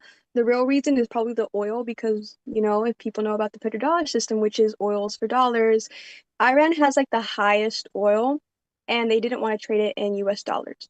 For some reason, there's a bunch of beef going through America and Iran. I don't know a lot about that part, other than like it's being kind of like Bibi Netanyahu's fault for making America want to and going to and have fought against Iran. We have the 2003 war, and now we have the 2026 war. And since, Iran is allies with China, or maybe it was Russia and North Korea, we don't have a lot of allies ourselves. So, I mean, people should start preparing because it might get big and it might not. Who knows? Right, and I think something that's really interesting. I was looking back on this. It's like every previous president up to like the 2000s, Barack, Trump, Biden, everybody has gone and kissed the wall and has been close to Netanyahu or the Israel government. The only one who I don't believe kissed the wall was Bush. So, Well, and JF Kennedy. right, but I'm talking about from the 2000s forward. Oh, sorry, my bad. My bad. Yeah, And you so know who else won't kiss the wall? You know who else won't kiss the wall? James Fishback, guy. James Fishback. No, don't say that. Don't say that. Don't say that. I don't know. His funds are going down. He might need money soon. Hey, stop! I'm gonna crash out live on Rumble and YouTube. Do not say No, no. You're not allowed to crash out. I'm gonna crash out because somebody made cookies and they didn't invite us, and then they ate all the leftovers. Hey, I decorated 100 cupcakes and they were masterpieces. So there was no way I was gonna give them to you guys. I don't They're think all so. mine. What? Why not? Chocolate, Oreo, vanilla, you name it. You're not sharing? That's not nice. No, left it back at the shop. Y'all not having any. Okay, socialists, we see how it is. Socialist. That is crazy. Not a Yes. libtard yet, guys. You want all the EBT for yourself. It's fine. I respect it. It's part of the game. All right. Maybe another time. Maybe another time I'll share. Thanks. Another thing I was gonna say, George Bush, he wasn't in partnership or he wasn't really like a public ally with Israel at the time. So honestly, when Bush went into Afghanistan, he just bombed him for the love of the game. He just did it because he felt like it. Well, maybe there was some sort of reason behind it, and then we can label it as valid crash out. But Yeah, and that's as I crazy. was I didn't going know about that. back, like I've tried to work closer with like the Iranian company, at least the Iranian community here in Los Angeles, to like really understand why they wanted the war to happen. People say, "Oh, we didn't want the war to happen. The Republicans didn't want the war to happen." It seems like the Iranians were the only ones that really wanted it to happen. Um, just like the Venezuelans wanted Trump to go and get Maduro. So I think it was more of they wanted to feel free. They wanted Trump to do something with them, just like he did with Venezuela. Once Maduro was captured, it seemed like we now have the potential to do it with other countries and free them. Um, I think we would all agree, at least under the branch of Christianity, we're all Christians here. Um, Mhm. what we're seeing in Iran, that they're under an Islamic regime, and You an ran? Islamic, yeah, I ran the other day like 2 miles, but they're under an Islamic regime, and they don't have the right to do anything. They don't have like Western civilization, like customs. The women can't just wear like a t-shirt and jeans. So it's like because it's ran by an Islamic regime, the government is Islamic, the schools are Islamic, the laws are Islamic, and it really like drills back society. So that's why a lot of people wanted it, their libertation, their freedom over there. They wanted to live like the Western hemisphere. But that's the only reason why population or civilian size I would see them wanting the war. And then we have white women here in like tube tops in Manhattan protesting against it. But I think there's two sides of it. It's the civilian side, and then what you mentioned, the oil side. And then does it benefit us directly? Not really. Will it drop our I gas can bring up prices? another side. Go on. You want me to bring up the other side? So there's this conspiracy, and I believe it to be real. We have the 2030 agenda, which is basically world order, and like there's one leader or whatever. Maybe there's multiple leaders, but it's basically like we're all united under one country, basically, bringing it together. So people are saying, and lots of other countries don't want to do this. It's mainly like America. And I feel like Trump might be securing the West, I mean the East side, with, Venezuela, Iran, and then he's been saying stuff about Greenland. Nobody has really talked about that. And he also has been using higher technology that no one has talked about since he said it on the news. It was like these high-powered sirens or whatever that made the nose and ears bleed in Venezuela when he attacked it. So it was like, well, if nobody could defend their dictator in Venezuela, then what else can he do? Like, what else does the government have, So I'm thinking like, well, if he wants to secure the East and he wants to maybe get Greenland, and if he, I guess, attacks Canada if they partner up with China, how much else are they going to do?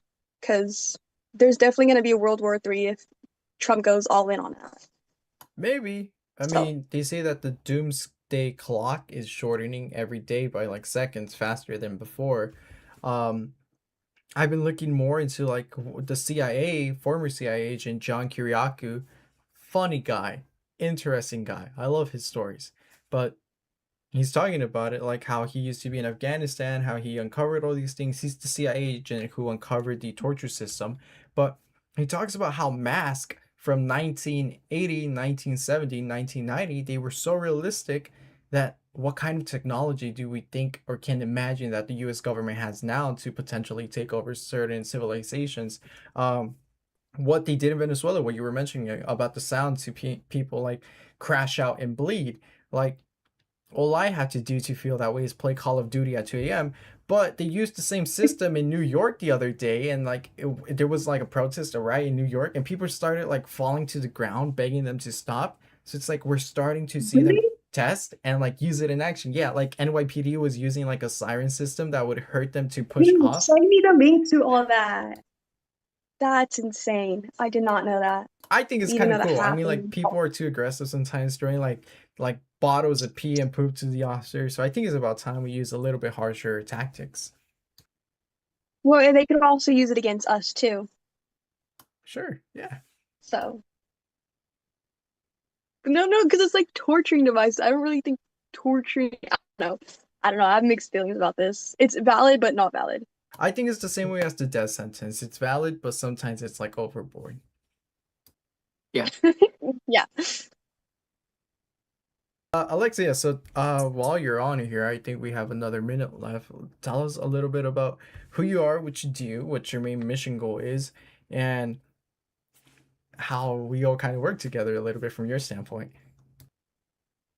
Well, I created the organization the America First Generation, and in my organization, I plan to grow communities of like homesteaders and get basically communities together with all like-minded with conservative values and family values and all of that, so that we can be more united as the conservative movement, but also educate the younger people. And that's what I do on my podcast. I've met like so many teenagers, and I'm like, oh, are you like a Christian or are you Catholic, whatever?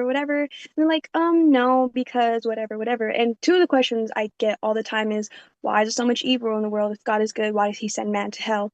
So those are the two questions I get a lot. And I wasn't really prepared for those kind of questions. So that's why I started my podcast. And I thought about starting a podcast since I was 13 and finally did it like a year or two ago. So on my podcast, I do a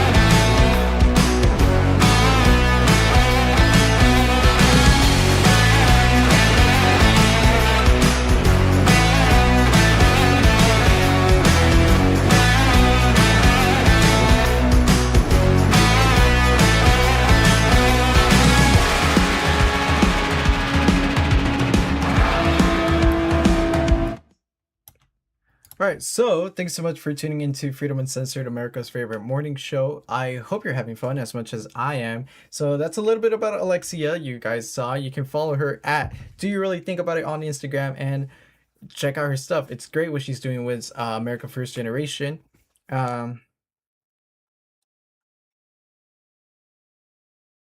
Sorry, I was thinking, I don't know. Make sure you follow Conservative Circle on Instagram too, and Freedom Uncensored on Instagram. Make sure you follow us all.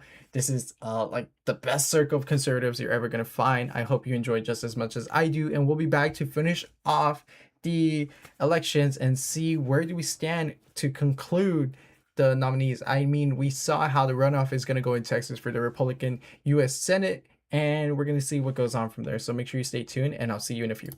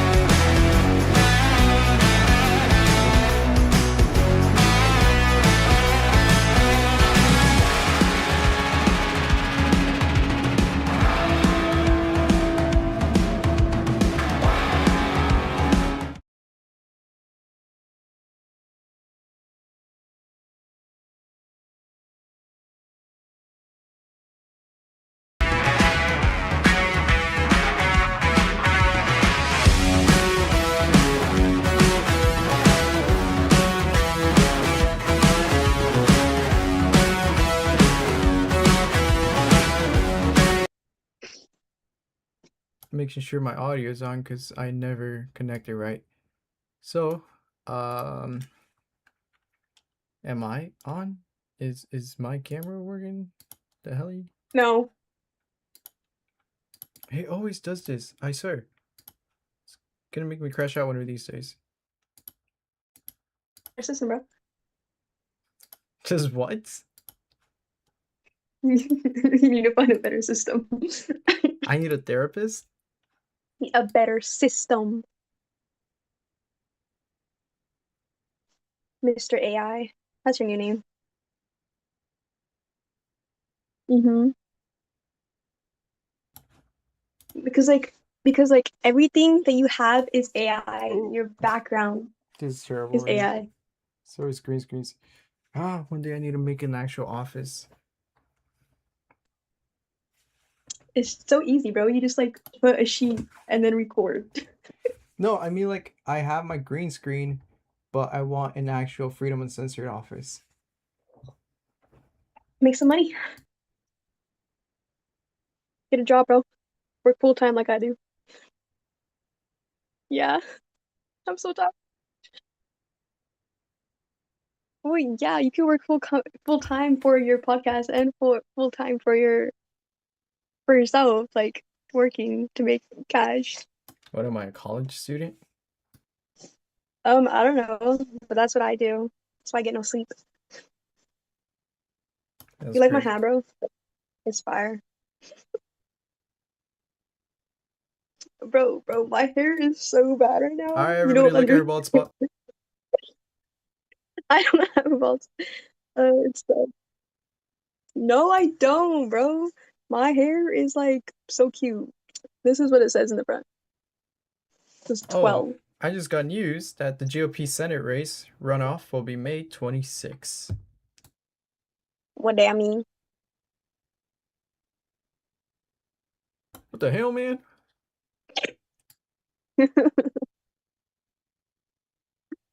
Bro. No, I'm funny for.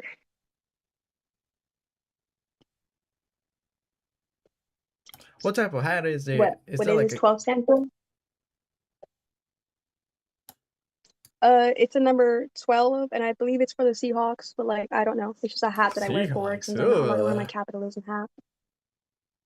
Seahawks. I go Seahawks. Let's go.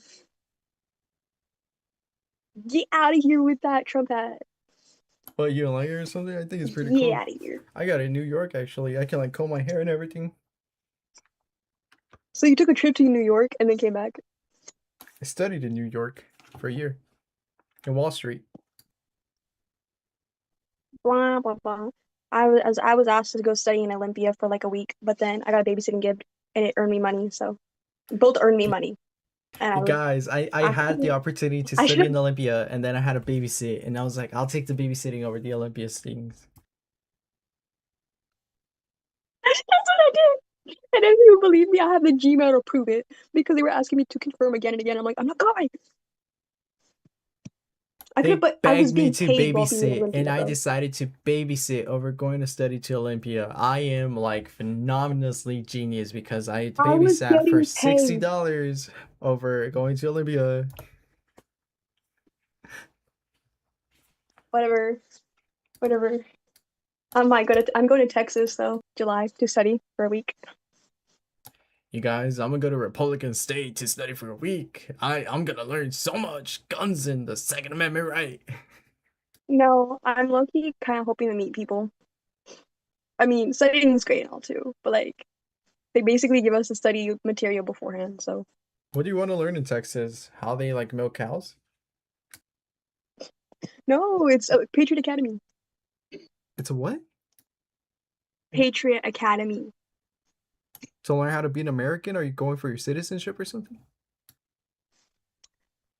You you seem more Mexican than me. Why are you dissing me, bro? When is it gonna start? Because I gotta go soon. I said, when does it start? Because I gotta go soon. Sorry, I can't hear you. It sounds like you're across the border right now. Wow. When does this chatting start? What chatter? Never mind, bro. I'll just wait. When you didn't bring any cookies for the game. That's when it started. Hey, bro, I was at work. I was at work making them, okay? I made 100 cookies, 10 designs, and then you straight up said, I am the best at cookies. Nobody does cookies like I do cookies. And you didn't bring any for the game. I was like, wow, okay, fine. Bring it on the show They're for free. cupcakes. Nobody cares. They're cupcakes. They're cupcakes. No, okay. And Rule number two of correcting people, never admit you're wrong. So you made cookies. You didn't make cupcakes. I don't know what you're talking about. all right, whatever. Okay, mija. The guys. fantastic side eye was crazy. You guys, she says she's Latina, okay? She can say mija. Wow, okay, everybody deport her. He's more Mexican than me, guys. Trust. I'm just burnt because I'm from California.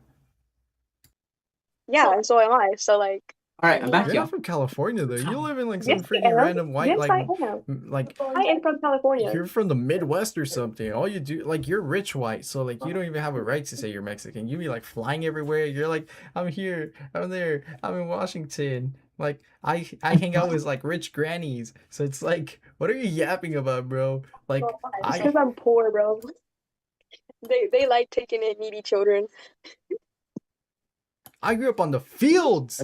I'm real American. I'm more American than Jeffrey, and he's white. And he doesn't even speak Spanish. I'm more American than you. I grew up on the field. Oh, wow. Then you're not Mexican. Yes, I am. I just don't look like you. I got a flag right here. Look at my flag. It's on my wall right here. And my logo's a flag. And my logo right here is another Where's flag. my flag, Emmy? I need to show off my flag. I don't know what my flag is actually. Well, I have the Constitution here. It's the Constitution. Take that. Oh. Well, mine looks better. The Constitution, guys. I'm full on paper, bro.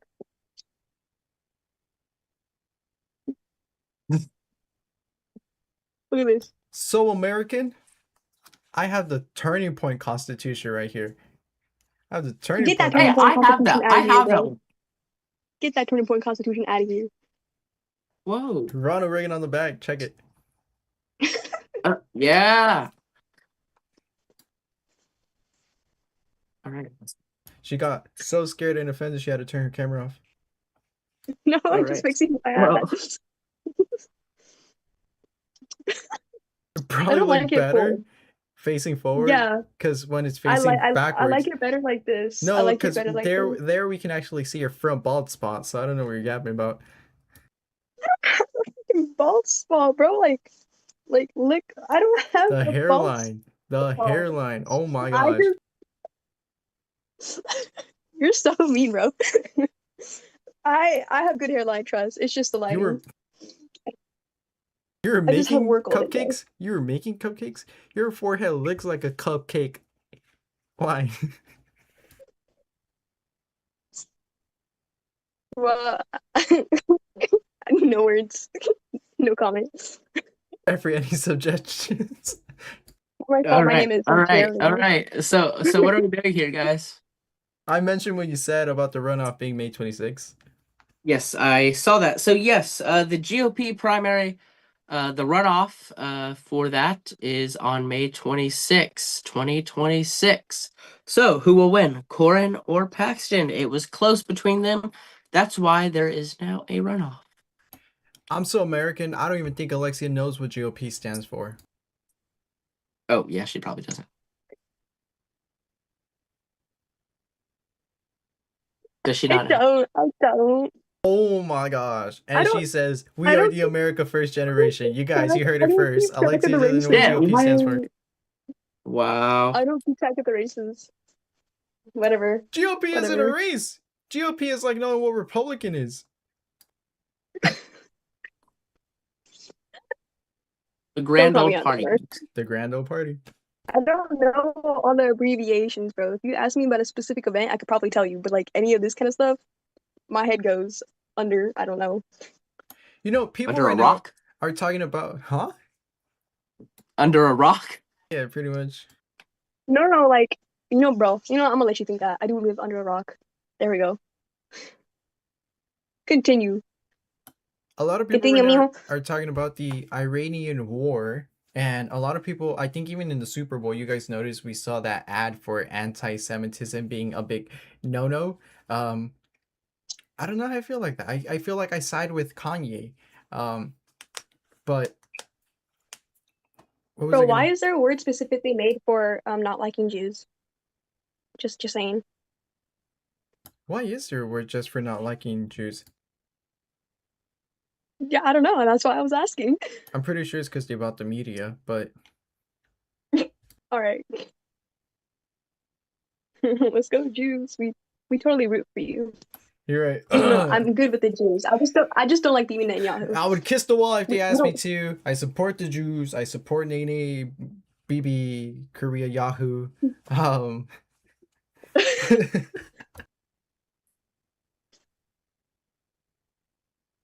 I think it's unfair. I think I was gonna say a lot of people talk about anti-Semitism in World War II. I mean, it wasn't a big deal. It was only 6 million, but nobody really talks about the Christian persecutions or the Christian killings during Constantinople.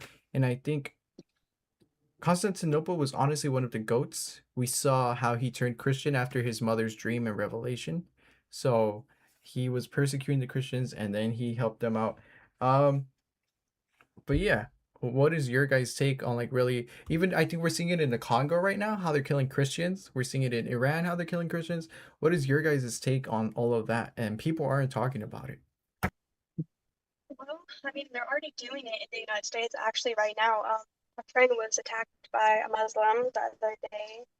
And this is like near where I live, so they're already infiltrating the United States. I can imagine how much worse it is over there, honestly. I think we should just pray for them because that's really all we could do. That's all I gotta say. Well, I think that we should support the Jews as that is God's people, and it talks about in the Bible supporting the Jews. So yeah, I mean, yeah, we need to pray, obviously, for them, for the people over there. Yeah, that's where I stand on it. My take on that, actually, I hear a lot of Christians say that we got to pray for the Jews. I've read about it, and one of the things I've noticed, it doesn't specifically say pray for the Jews, it say pray over Israel. Um, because I think But it says the Lord will bless those who what support Israel or something like that, yeah, and then He those will who curse support those Israel. who Okay, yeah. Jeff, can I interrupt you real quick? So back then, what you're quoting, um, Israel back then was a covenant community. It was a covenant, right? So nowadays it's a geopolitical state. So it's much different. So if I say I don't like Israel, I'm talking about the Israeli government. I'm talking about Bibi Yeah, Netanyahu. The exactly. views are Like with completely me. different. Yeah. Completely different. Yeah, let me clarify that. Yeah, so the Israel government, whatever. Yeah, I don't support that at all. No, I think I just stand with the people over there, not like the government, because that's a corrupt system over there. Yeah, I agree with that. When we talk about the geopolitical government of Israel, that's a different topic. What I'm talking about specifically and using that quote, what I'm trying to get to is that we see in the New Testament how it mentions that the Christian covenant after Jesus came, those who accept him are the new Israel.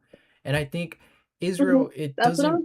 it doesn't mean it like metaphorically the land. It means that like the people, those who accept Jesus are those who are the new Israel, the image that he wanted to see reflected in human beings. Um, at the end of the day, I think it's important to pray over our Jewish community that one day they accept Jesus as their Lord and Savior, because it says in the Bible, those who accept Jesus by name are saved, but those who only believe in God and not Jesus is Yeah. like not believing God at all. Yeah. Yeah. So you guys heard it here first. We Mrs. Bald Spot in the front agrees with Freedom Uncensored. All right, Mr. Trump. All right. Okay. So I need to think of a rude nickname for you. Jared, if we can pull up the map, the Texas U.S. Senate, the Democratic column or the primary. Right? No, Democrat. No, Democrats, bro.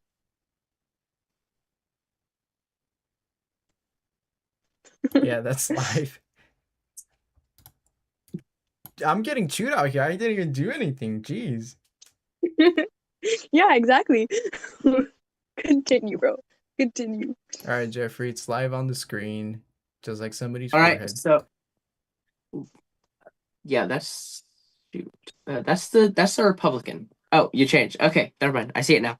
Okay, so what we see here so far, James Talarico, of course, leading right now, 51.55% of the vote for him. Jasmine Crockett, 47.15%. So again, we are still close. Wow, this is crazy. What the heck happened to my news? Okay. So what do we feel like right now? Tired. I'm not gonna say anything. I'm not gonna say anything. Alexia, aren't you from Texas? Isn't this your land? What did you say? I'm not from Texas. I'm from California. Oh, I'm She going to doesn't Texas. look I'm going to Texas. My bad. I'm Says going it to with the Texas. most southern accent. I'm from Texas. I'm from California. I just have an accent, okay? I can do many accents. Sometimes I go British. Sometimes I go Southern. You never know. You never know. All right, I'm gonna do an accent I think we can all recognize. I'm gonna talk about this percentage. Hey, yo, I think it's really interesting, bruh, how we talking on the 51%.55 on James Taylor Recorino and then 47% on Jasmine Crockett. It's really interesting, yo. If you're asking me what I think about it specifically, I don't really know. It seems like a tight race, but we're probably gonna have to see a runoff when we're hitting up on the big city like Dallas and Houston. That's my baby girl, baby mama's town. Now, if we go on El Paso and across from there, it looks like it might be between James and Jasmine, but I don't know. We might have to see. What's your thoughts about it, Jeff? Well, my thoughts here is that okay, so we're probably not going to be able to project a winner tonight. This is crazy. Right now in Dallas County, Crockett is at 60.7%, with Talarico at 38.2%. So this is a crazy night. This is a crazy election night. Gonna be close. Yeah, that's my thoughts. No, yeah, I saw closer up right now on I don't know who was talking earlier. He sounded from a very specific race. But yeah, I'm seeing on Dallas how it says 60% and then Tellerico, what you mentioned, 38. I think Dallas is close for Crockett. Honestly, those votes 116 extra. If that's including what he already has on the 754 and it's updating right now East time 11:22. I think Crockett has closed Dallas for now and then we're gonna have to see what happens on where is it? Houston is already probably his too, but that's 53-45. So 7% difference, 8% might not really change that poll either. Yeah. Interesting. Alexia, any thoughts on the California governor race? The governor race? Get the Second Amendment right out. Shoot them all. I have no comments. Well, No oh, thoughts. we just had okay, the race up there at the Senate went up. Crockett is now at 40. Oh, she is now at 46.76 percent. James Talarico at 51.95. Sorry, 6 point what percent? Jasmine Crockett is at 46.76. James Talarico is at 51.95%.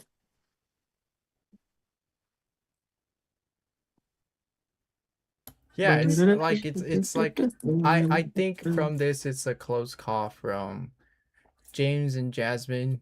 If anything, it's like you mentioned what we have happened with the Republican side is going to be a runoff. It's nothing to stress about. Yeah, nothing to stress Nothing about to at stress all. about. I don't think I'm anybody's stressing stressing. over here. I wish we could make a projection. Come on, guys. I wish their elections weren't rigged. Just saying. They may be rigged. Like 95%. I know. I saw you stuffing the ballots. All right, bro. All right. I'm not like that kind of person. You were eating them out. Oh, damn. Actually, I saw Alexia pull up to the ballots without a voter ID because I guess her state doesn't need one. She voted like 50 times and registered her address as the UPS in Disneyland. Whoa, that's crazy. Damn, bro. I need to learn how to roast better. You're a woman, Alexia. I thought roasting in the kitchen was your whole thing. Oh!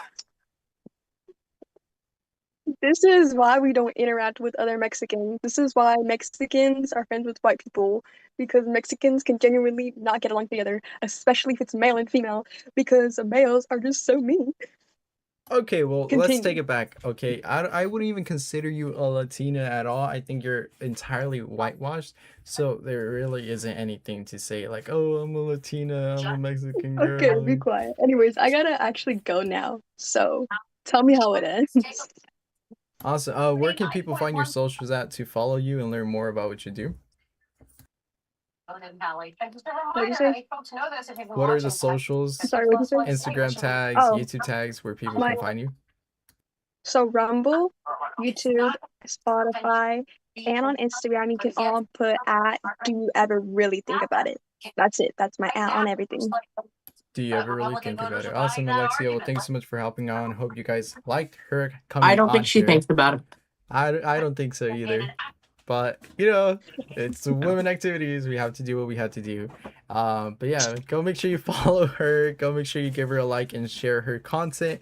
I think it's great. It's really supportive for Gen Alpha and very detailed. Her way of doing research is incredible. So hopefully, I'll be collabing with her more in the near future. And just go give her some love on her content.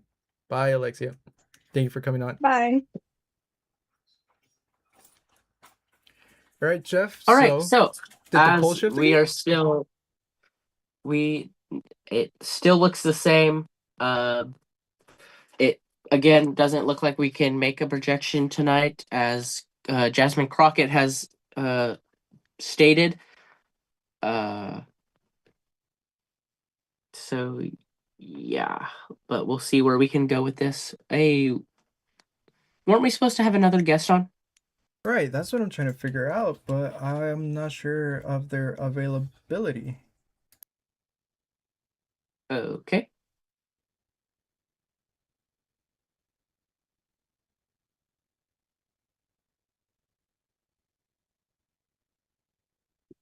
Just checking some polls real quick.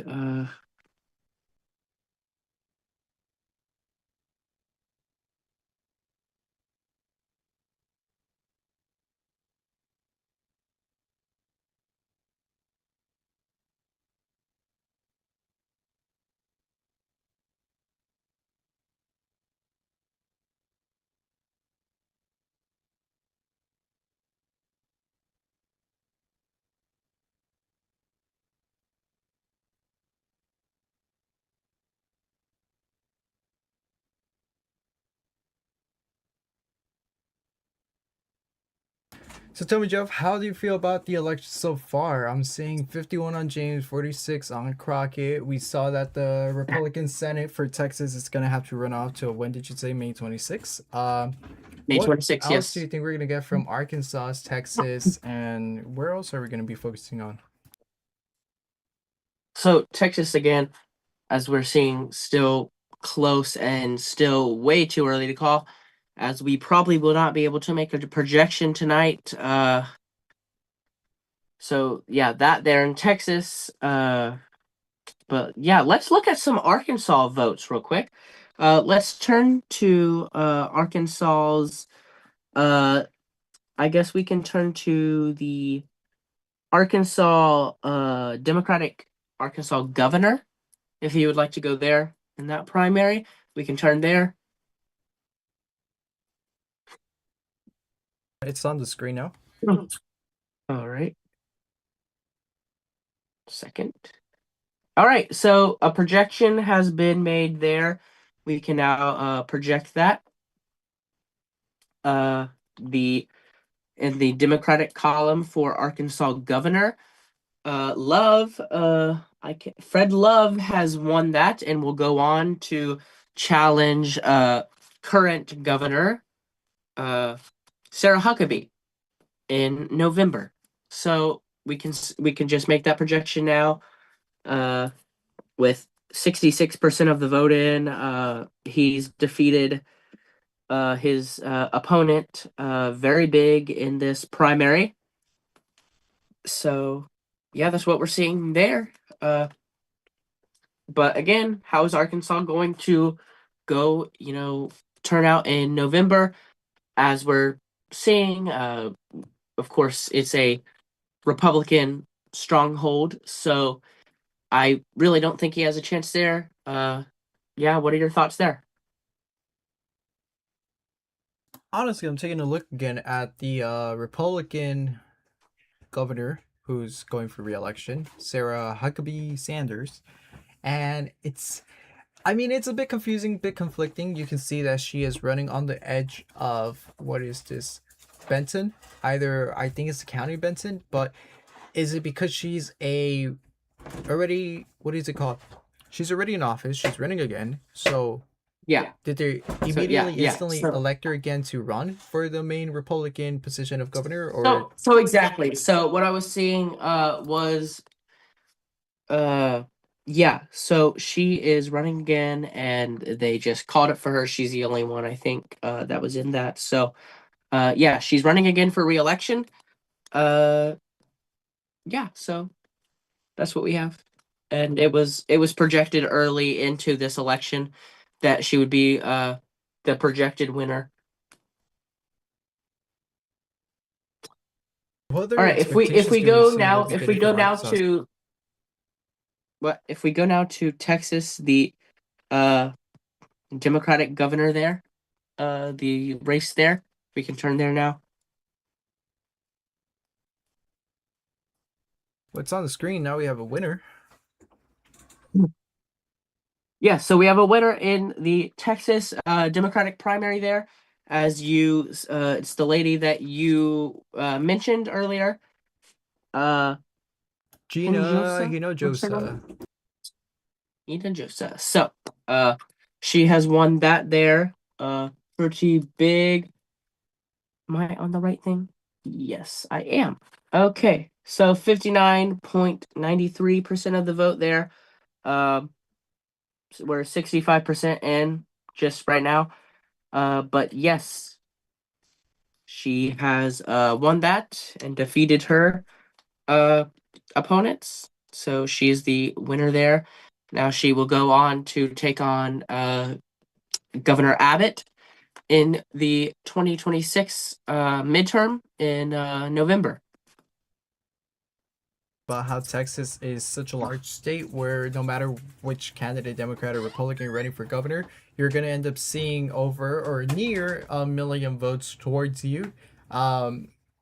Hinojosa is at 919,000, and Velasquez Angela is at 97.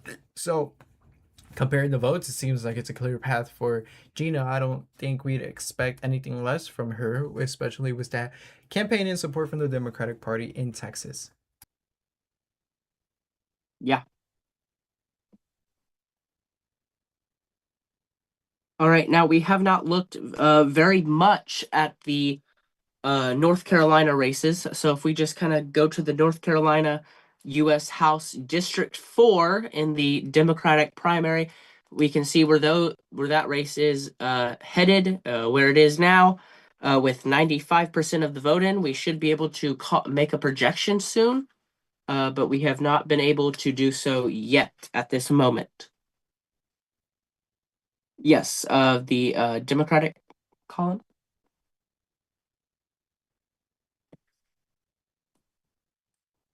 North Carolina Democratic U.S. House 4. Yeah, correct. One on screen. All right.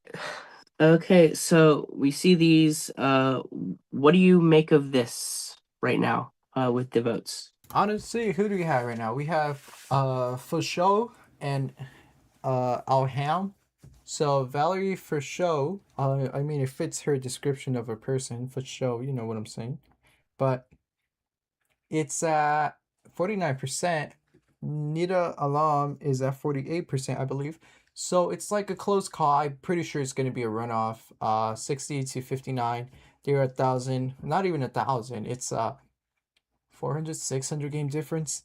So not that much. It's pretty even split, as you can see on the map, on the geography. It's pretty much the same size demographic, but if we look at both sides, it's not a clear 100 for each one on north side. It's between 10% on each side, so they're playing it pretty even when there's the larger split. It's just the majority happens to be split as well, which is an interesting thing.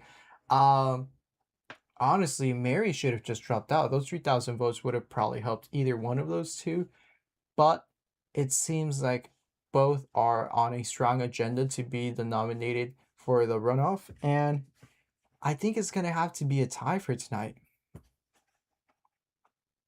Yeah. Let's go ahead. Let's go ahead and look at the North Carolina State Senate 26. This is the Republican column. As it is really close right now, but not even able to make a projection at this moment with 95% of the vote in. Your thought on this race? That is the North Carolina State Senate, the Republican column of that. State Senate House 4 or State Senate? State Senate 26. That's going to be the Republican.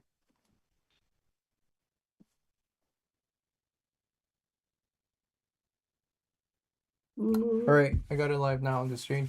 Well, you see, it's the same thing. It's like North Carolina is one of those states where instead of 1,000,000, it's 500,000, where you would want your estimated votes to be at. But Michael Watney, with 64% for over 400,000 votes, especially all over the main cities: Greensboro, Raleigh, Fayetteville, Charlotte. It's over 20%. Everybody loves him. Everybody wants him there in North Carolina.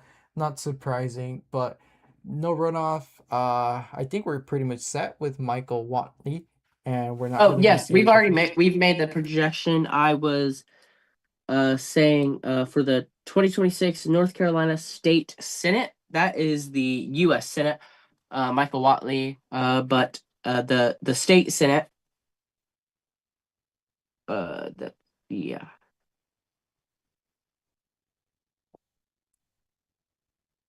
As we're state Senate one, yes. So which we are not able to make a projection there yet with 95% of the vote in. Got it. No, it's not on screen.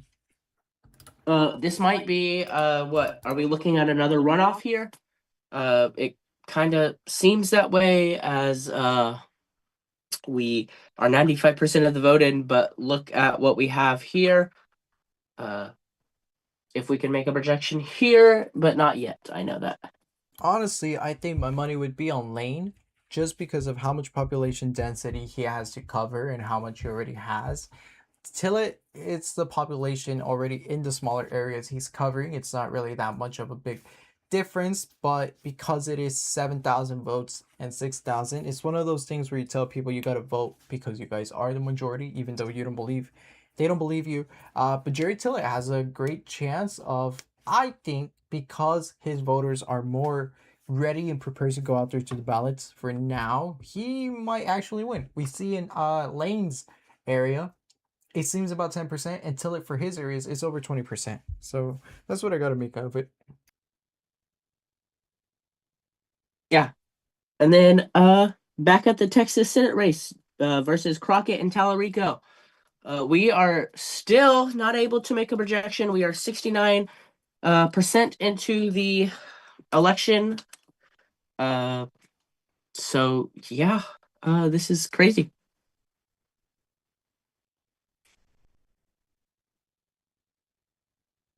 We got 5 minutes left. We saw the people. Oh, we can now make a projection that in Texas House 15, Monica De La Cruz has won that. She is a Republican, I believe. That's in Texas House 15. So if we can take a look at that real quick, and then we can get out of here. Texas House. Wait, which one was that? You sure it's Texas House 15? Oh, no, there's going to be a runoff. It's Texas House 35. Yeah, It that's looks what I like was there thinking. is going to be a. Okay. What, between Carlos de la Cruz and John Lujan? It looks like they're projecting. It looks like they're projecting her to win on NBC. What are you But looking I at? don't. Democratic, House 35, or Republican? Republican. That's the House Texas US 35. Yes, you're on it. So it looked what we're seeing. Is that a runoff? I think we're looking at a runoff. I wouldn't even be able to call it a runoff. I mean, look, we have Nugent at 34, De La Cruz at 26. That's what is it, a 8-point difference? This is one of those things where it's a big enough gap where we should just call it and be like, put Lujan in, Lujan, whatever it is, but maybe they want to see one of their stronger conservative Republicans go win. Maybe they want to see a more MAGA Republican go in, but I just think Lujan has a more light vote than Carlos, and it's not going to catch up in the long term. Yeah. All right. So that is the projections we have right now. We will continue watching the Texas U.S. Senate races as that is the most important of the hour. And right now, yeah.